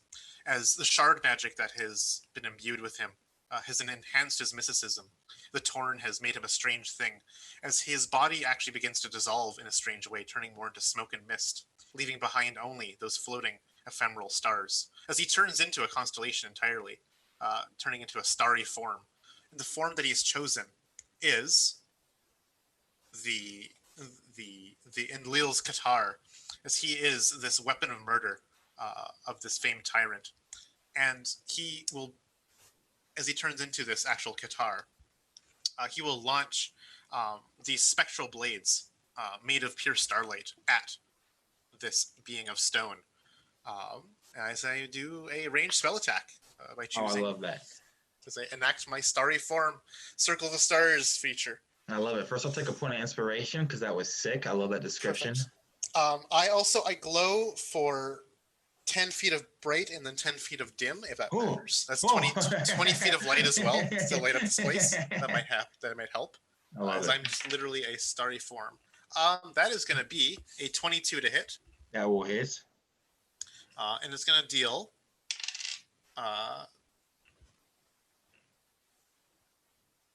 11 points of radiant damage. Love it. Your star Qatar will launch itself and strike this thing. A beautiful thing, because in its trail, you can even see the constellation reflected and refracted again and again and again through the open air.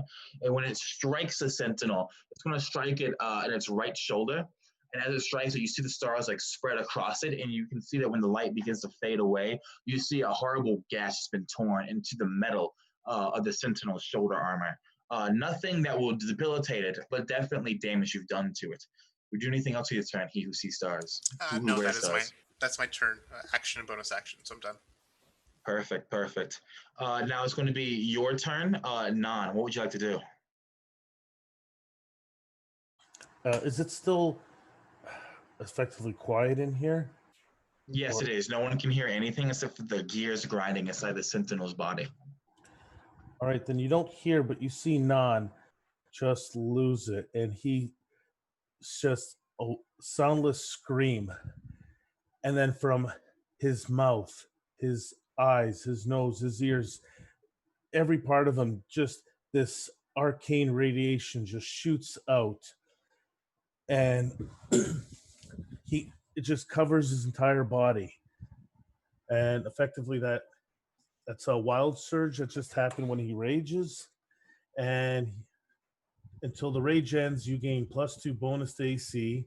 And whenever a creature within 10 feet of you hits you with an attack, the creature takes force damage equal to my Constitution modifier. I love that. It's beautiful and perfect.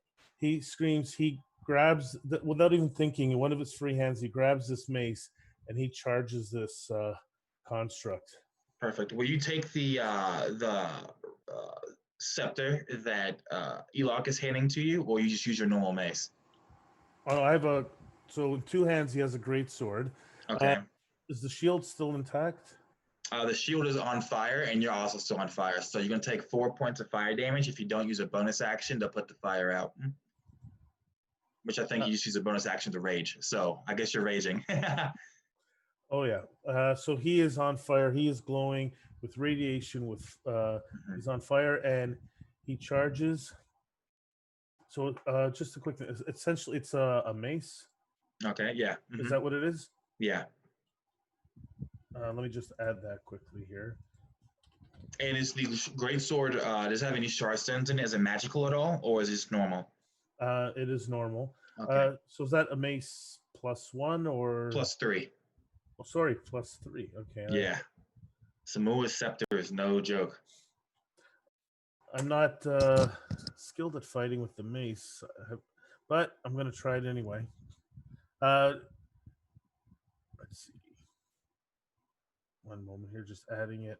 It's the wrong type of damage for my feet, but oh well.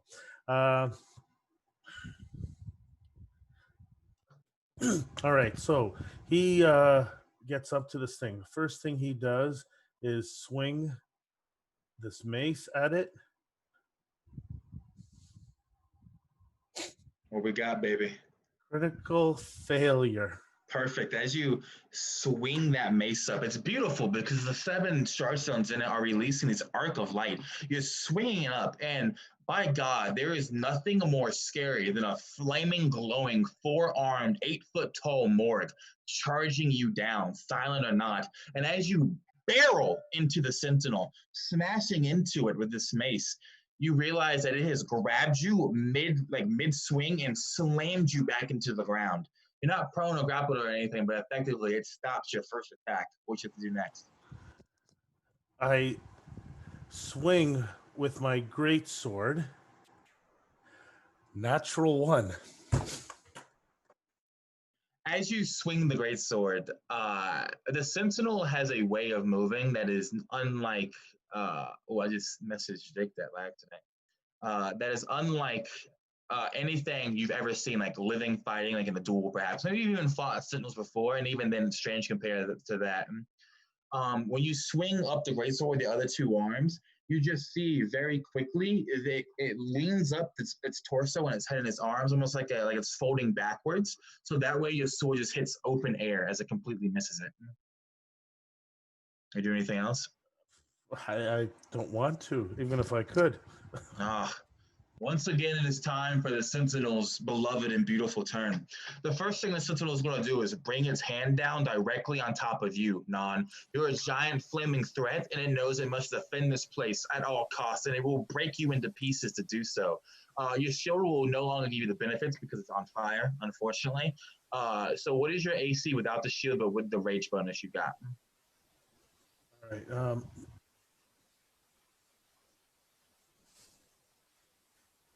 It's been a while since I've played.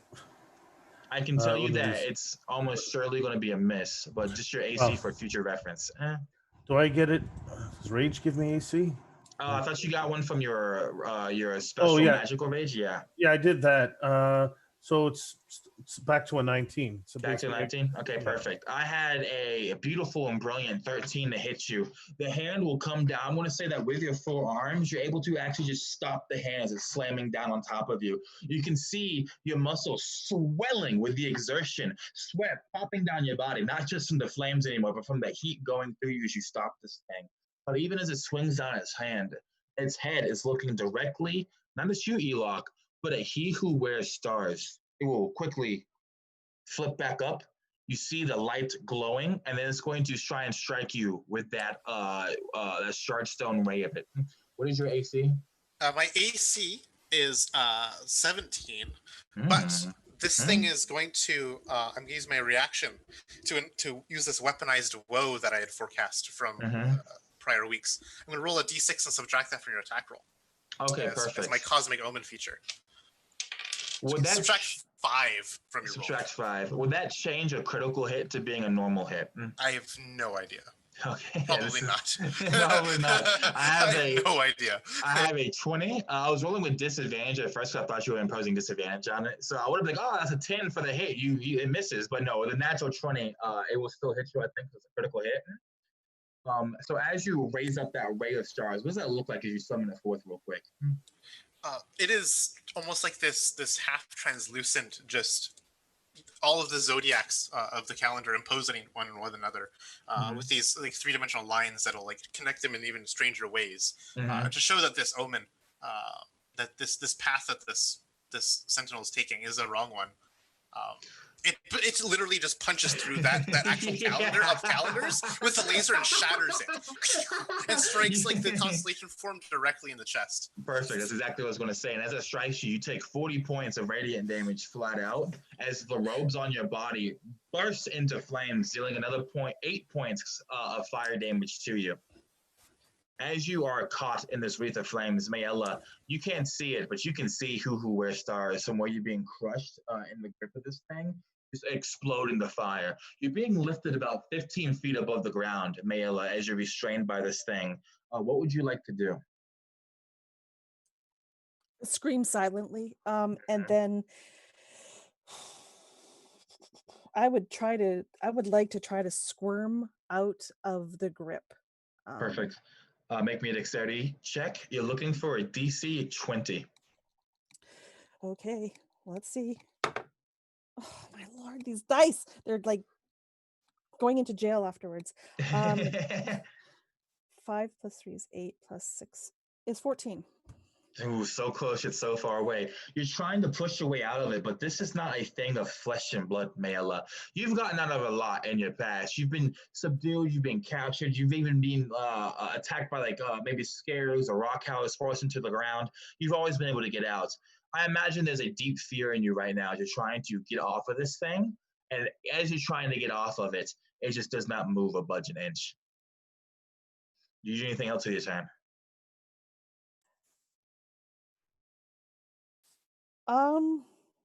Other than suffer. Yeah, I don't think there's anything else I can do at this moment, being restrained. So yeah. That because now it is once again the Sentinel's first turn in the original initiative round. It is going and noticing, feeling you in whatever kind of arcane scientific senses it has, trying to squirm out. It will begin to crush you in its grip. All right, so we're going to make an attack roll here. What was your AC again? 15.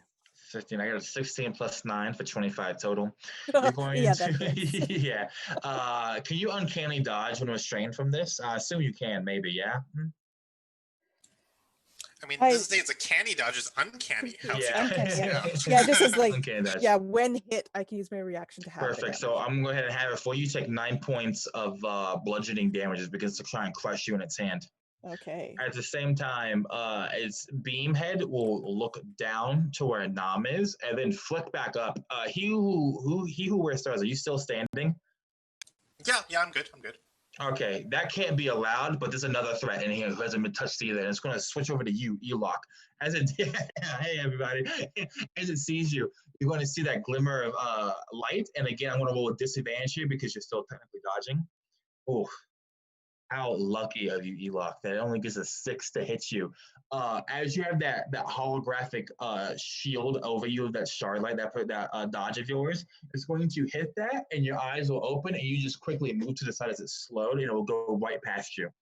At the end of your turn, it is now going to be your turn, Elock. What do you want to do? They immediately spring into action. There's the slapping of their bare feet on the ancient stone of this chamber, and as they do so, their swords comes out of its sheath, and I'm going to parkour jump a foot off the wall and jump up. And as they do, I'm going to strike at the arm that is holding Mayella. So this is going to be this flurry of strikes. I'm going to hit it with the sword, which is counted as magical for the purposes of overcoming. Perfect. That's good. Yeah, all my monk, well, my 2 monk weapons count as magic. So that is a 22 for the first one. That will hit with 8 damage. Okay. And another 22 and another 8. Oh, that's consistent. Perfect. And so does that, and then as part of a bonus action. I guess when I do that, I can strike on hand. Yeah, you get one more. Strike. Yeah, so I'm going to do it on arm strike. So it's just 2 quick hits with this sword, and then that is going to miss very badly, as it just kind of they bring their foot up to try to kick as they're kind of coming down from this tumble, and it just does not budge. It's just solid. You ever like kick the door or kick something and it all the time. It's not as easy as it looks in the movies, kids. It is not. As you come down, you land on a crouch, Eloc. As you land on that crouch, you look up and you can see you've left gashes and tears in the metallic arm of the sentinel. Because of that, and because you specifically attacked this arm, on your next turn, Mayella, the DC would be lowered down to a 15 for you to get out of the grip, as the structural integrity of the arm has been damaged. That being said, it is now your turn. He who wears stars, you are on fire. You are made of starlight right now. What do you do? Yeah. This conflagration of laser, essentially, has turned he who wears stars into he who becomes stars, as his form is even being disintegrated even more by this. He's losing less of his physical body and more of just this embodiment of actual constellations.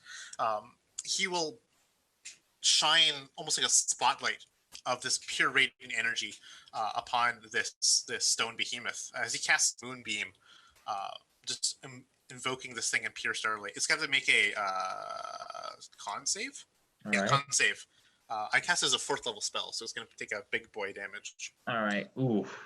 Whoa. Okay. This dice roller on Google, best dice roller of all time, baby. With the con mod on top of it, I got a 25.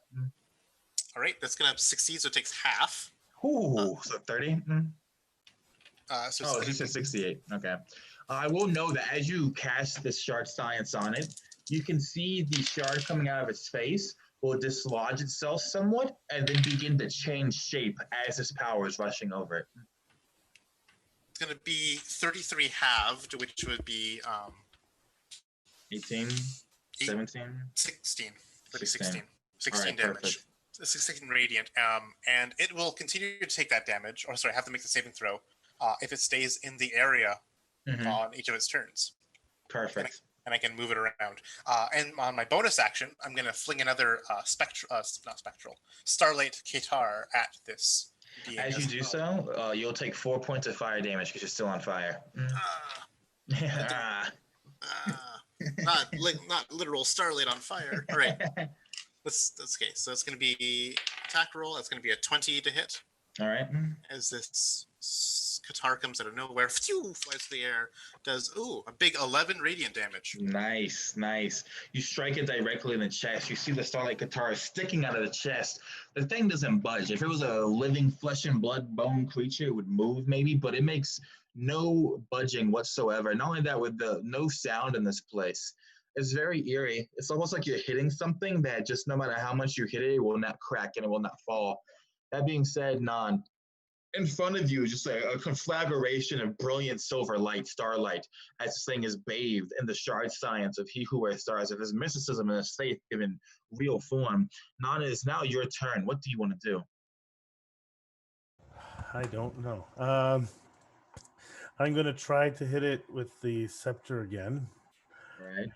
All right. Bone. Okay, do I take 4 damage again? Yeah, if you're still on fire, take another 4 points of damage. bonus action, put it out. Okay. Good. I have it now. And I swing with the mace. Natural 20. Yay, there we go. So it's going to be max damage, and then roll again and add that to it. Max damage with just the dice or without? Yeah, so with the dice, not with the modifier. You're going to add the modifier at the very end. So 6. Oh, I rolled bad. But I get a plus 10. So 6 is 21. 21, nice. You guys are starting to really pull with this thing. As you kind of swing that mace up into its chest again, striking the same point even when that Qatar struck it. Go ahead. I apologize. It automatically counts the crit, so subtract 4 from that. Okay. So, yeah. I rolled a 1. The first dice roll was a 1. Perfect. You lodge the scepter into that gash in its chest, and as you pull it out, you tear open half of its chest. The green metal opens up, and you see the innards of this thing. My God, Non, you've never seen so much money other than the mouth of Samua's Bane. The shard stones that cover the lattice work of this thing's interior, if you could somehow harvest them and get them out, you would be made for the rest of your life if you wanted to, Non. But the thing's not dead yet. Use your second attack. I come down with my 2 hands and I swing the great sword. 15. 15. That will not hit. As you swing the great sword into its chest, you strike directly into that lattice work, and the blade just bounces off in a flash of light. All right, and then that's it for now. Perfect. As that white silver light is bathing the sentinel, the shard that has left its face changes shape, and it changes to reflect one of the shard stones that you carry on yourself, he who wears stars. And then the head of the sentinel will look at you, and you'll see a bright silver light appear from within that shard light, and it will then cast a moonbeam on you with your own DC against you, reflecting your spell back at you. Okay, I will try to resist my own spell. All right. Well, I did not pass my own DC. How many?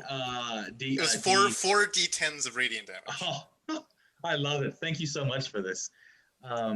You're going to take a total of 18 points of radiant damage and then be blinded as well by the moonbeam. He who wears stars is now he who is crumpled on the ground. I love it. Everyone, if you I'll say this from your perspective, Mayla, because you can see it the best. If you look up, you see that white silver light rises like a flame or a pillar from the ground around he who wears stars. As it does so, it's like baptismal, right? It washes away the stars covering his body. You see the original man over there, and you see him lifted off the ground for a second, and then he falls to the ground, just completely covered in both the normal flames he was already burning to death in, as well as the silver light that's on top of him. That being said, it is now your turn, Mayella. What will you do? Mayella will again try to squirm out of this grasp of the sentinel. Desperate now, as they're seeing their compatriots fall. Oh man. Okay, so 6 plus 6, 15. 6 plus 6 plus 3 is 15. Exactly what you need to get out. So you're able to, basically his grip is slightly open from the damage that's taken. Maybe like a joint got messed up and the thumb opened more, and you slide right out. You're going to fall to the ground nimbly as you land on your hands and feet. What do you do next? Instead of coming out, can I crawl up his arm? Ooh, yeah, definitely if you want to. It's holding you above his head, like this. So you would be crawling, you could be crawling down his arm towards his head if you wanted to. Yes, please. That's what I'd love to do. Okay, perfect. Anything else? When I get down to where the head is like attached to the shoulders of this creature, I would then thrust this wrist blade that has just come out into that joint there between the neck and the shoulder, and hopefully. Is it magical? It is not. Okay, make your attack roll. That is a 16 to hit. This does not hit, and as you shove the blade into its neck little area, you hear like a crack, and when you pull it back, you see that your hidden blade's chipped on the insides of this thing. Oh, okay. Perfect. End your turn?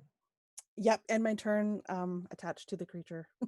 What a poor place to be as it reaches up to grab you, knowing you're there, knowing that it has to get rid of you. So for what was your AC? Was it 15 you said? Yeah, yeah. Perfect. God. Oh, jeez. Google is the sadist. Another natural 20. I wish I was making these up because then I could just be, a bad person. But Google's really blessing me right now. All right. So I guess you take 18 points of damage as it slams you into its own body and peels you off of it. You Yeah, still so conscious? no. So as it slams it in, Maella's body goes limp in the Perfect. grasp. It will then, Connor, with the moonbeam, is that a bonus action or an action to move it? It is an action to move the beam. Okay, perfect. It will then, taking you off of its shoulder, Mayella, it's going to throw you through the air. You're going to take one death saving throw as it's throwing you. And when you land on the ground, you land in the middle of the moonbeam that's casting on top of He Who Wears Stars. Doing this will basically give you an instant critical fail for 2 more failures, killing you and destroying you instantaneously. Your body, the flesh is blown off of your bone, leaving you as a black charred mass where it's thrown you. You see this, Elok. You literally trace with your eyes the death of your friend. And though it's almost your turn, it's not quite your turn yet, as it takes its second attack and it will slam that same hand it used to kill your friend onto you, Elok. What is your AC? Well, I'm really worried. So it's 17 normally, but because I attacked last round, it goes up by 2 because I can parry if I get hit. So 19. Perfect. I rolled a 19 to hit you, a 10 plus 9 to hit to be exact. So you will take a beautiful 18 points of damage, unless you can have that. Do you have uncanny dodge as a monk? I don't remember. I don't think so. Perfect. So as you turn back around, you turn because you hear the creaking again. You look up and it just smashes you into the ground and will pick you up, grappling and restraining you as well, Ewok. It is now your turn. What do you wish to do? You are going to be in its broken arm, the one that is malfunctioning. So it'll be a DC 15 to get out if you want to. Yep. That's what they're going to do. I'm going to try to get out. Okay, but you just said it. And it's at advantage. Correct. Thank God for advantage. I rolled a 5 with the first die. So let me see. That is a 22. Okay. Yeah. You're able to describe for me how you get out of this thing's grip. So it comes slamming down. They're not able to move fast enough. Yeah, I guess in shock that Mayella was just basically vaporized. Mhm. So as it snatches them, it kind of wedges the sheath of the sword, so it can't quite grasp fully around it, and then they kind of roll out onto the arm. And I love it. It's dope. So that was my action. I think then what I didn't do that, so I would. What they're going to do is I'm just going to cling on to that just for now. Perfect. Onto the arm. Normally, next would be He Who Wears Stars, but as he's on fire and in the middle of the moonbeam, I do believe that is 2 critical failures. Describe for me what happens as you get annihilated and die, He Who Wears Stars. He Who Wears Stars remembers a time back at that outpost where he's consulting the star maps that he has written out and drawn on papyrus to consult for this journey. And he sees this particular pairing where these stars are aligned in a certain way.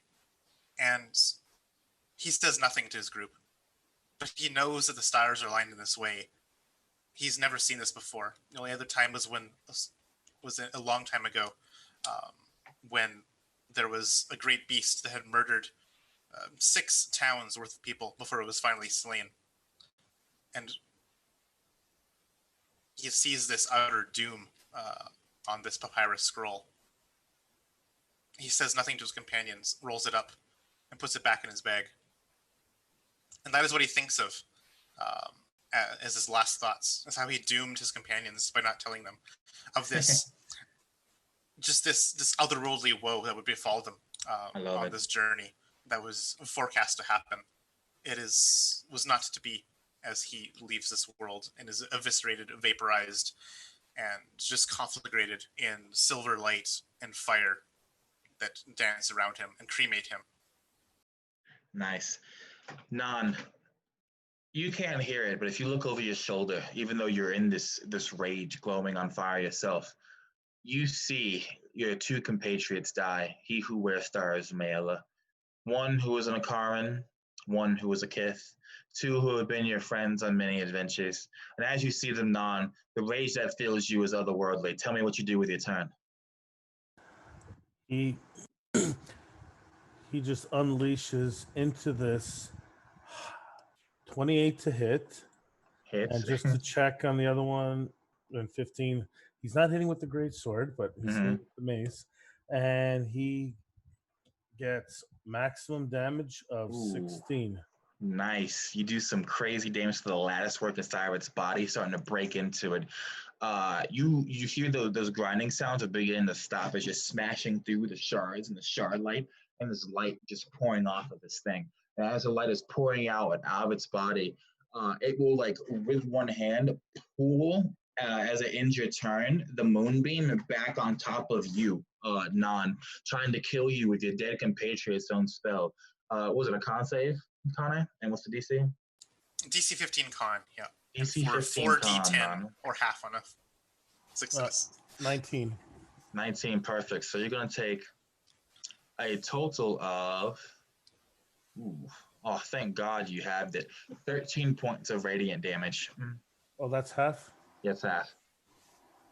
Okay, Perfect. I am now below half hit points. All right, so perfect. As we end that initiative round, because we have to wrap up here soon, we're going to do something a little creative here. I want Nan and Elok. You're both going to roll me a d6, and you're going to describe for me how you try to destroy this thing. I will also roll a d8, all right? If I get a 7 or an 8, something special will happen. You guys want to get as high as possible, though, if you can. So what'd you get, Lionel, Elok? I got a 5. Nice. 6. 6. Hey, can you hold on a second, Marquise? I'm just going to run out real quick. Got to sacrifice a chicken so you get a good roll. You're good.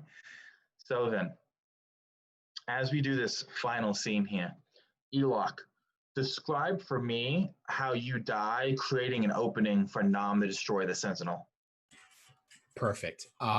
So what Elok does, they're clinging to this this arm, and seeing this beam wash over their friend. You just see this, like, the anxiety, everything that they had felt leading up to this moment just melts away as they go into, like, this final dance. And in a blur of movement, there's, like, they flip through the air down, landing on Nan's shoulder. Their clothing begins to smolder, and then they backflip and land in that opening, and they wedge sword and sheath in and just pry it. And yeah. And then I think that thing just turns its eye down on them, and but as the body is just eviscerated by it, you just see the sheath and the sword remain there, just tearing open this opening. Now that his chest has been totally torn open, torn asunder, Nyan, what you see before you is that beam will cut through. It hits Elok directly in the center of his forehead and then goes down, completely bisecting his body. And as both halves fall to the ground dead, you see the weapons having torn open. Go ahead and describe your killing blow for me.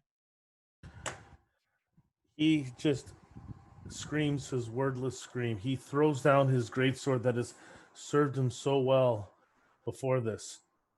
He grabs the mace in two hands, leaps up, and comes smashing down on the head of this creature, just smashing it into pieces. with its weakened body, you smash into his head with Samua's mace. You crush the head into the chest. As it goes into the chest, the shards break as the lattice work.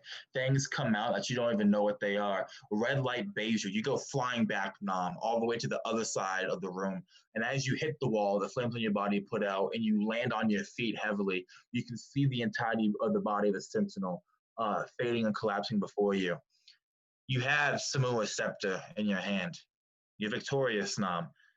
And as you go to go home and to bury your friends and to move on with your life and to maybe somehow honor them as you return, you notice the haze is gone. And with the haze gone, you can hear sound again. And the very first sound you hear is that chorus of hell that comes from Samua's bane, filling the entirety of this place, the crying women, almost like jackals, filling your ears. And you feel an intense heat going over your body. And that is where we will end this one shot, everybody. Thank you so much, Connor, Karen, Paul, and Lionel for playing in this game for me. This was fantastic fun. I always love running Scavenger. So thank you guys so much. Thank you, ATCON, for letting me do this. And thank you, Jake, for hosting this. I don't know how to turn this thing off, so I'm going to stare at the screen really earnestly and be like, this was awesome. Thank you.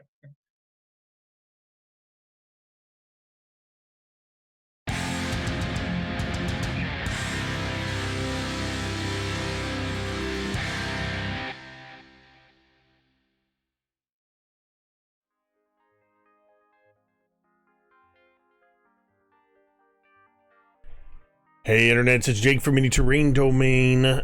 That was an absolutely incredible game of Scavenger by Marquise and company. On the edge of the seat the whole time. Absolutely incredible. Be sure to check out Scavenger if you can. In fact, I think Marquise might still have moderator status. You could drop a link to Scavenger in the chat if you wanted to. Or send me the link, Pandemonium Art, if you have it, and I will drop it in there as well. Just a note for everybody, we are going to end the stream for a few moments, about 15-ish to 20 minutes, as we prepare for next up. We have DBJ and Lloyd doing a panel, so that's going to start at 4 p.m. We will see you back here in just a little bit. Thank you everybody for being a part of ATCONLINE 2020 so far.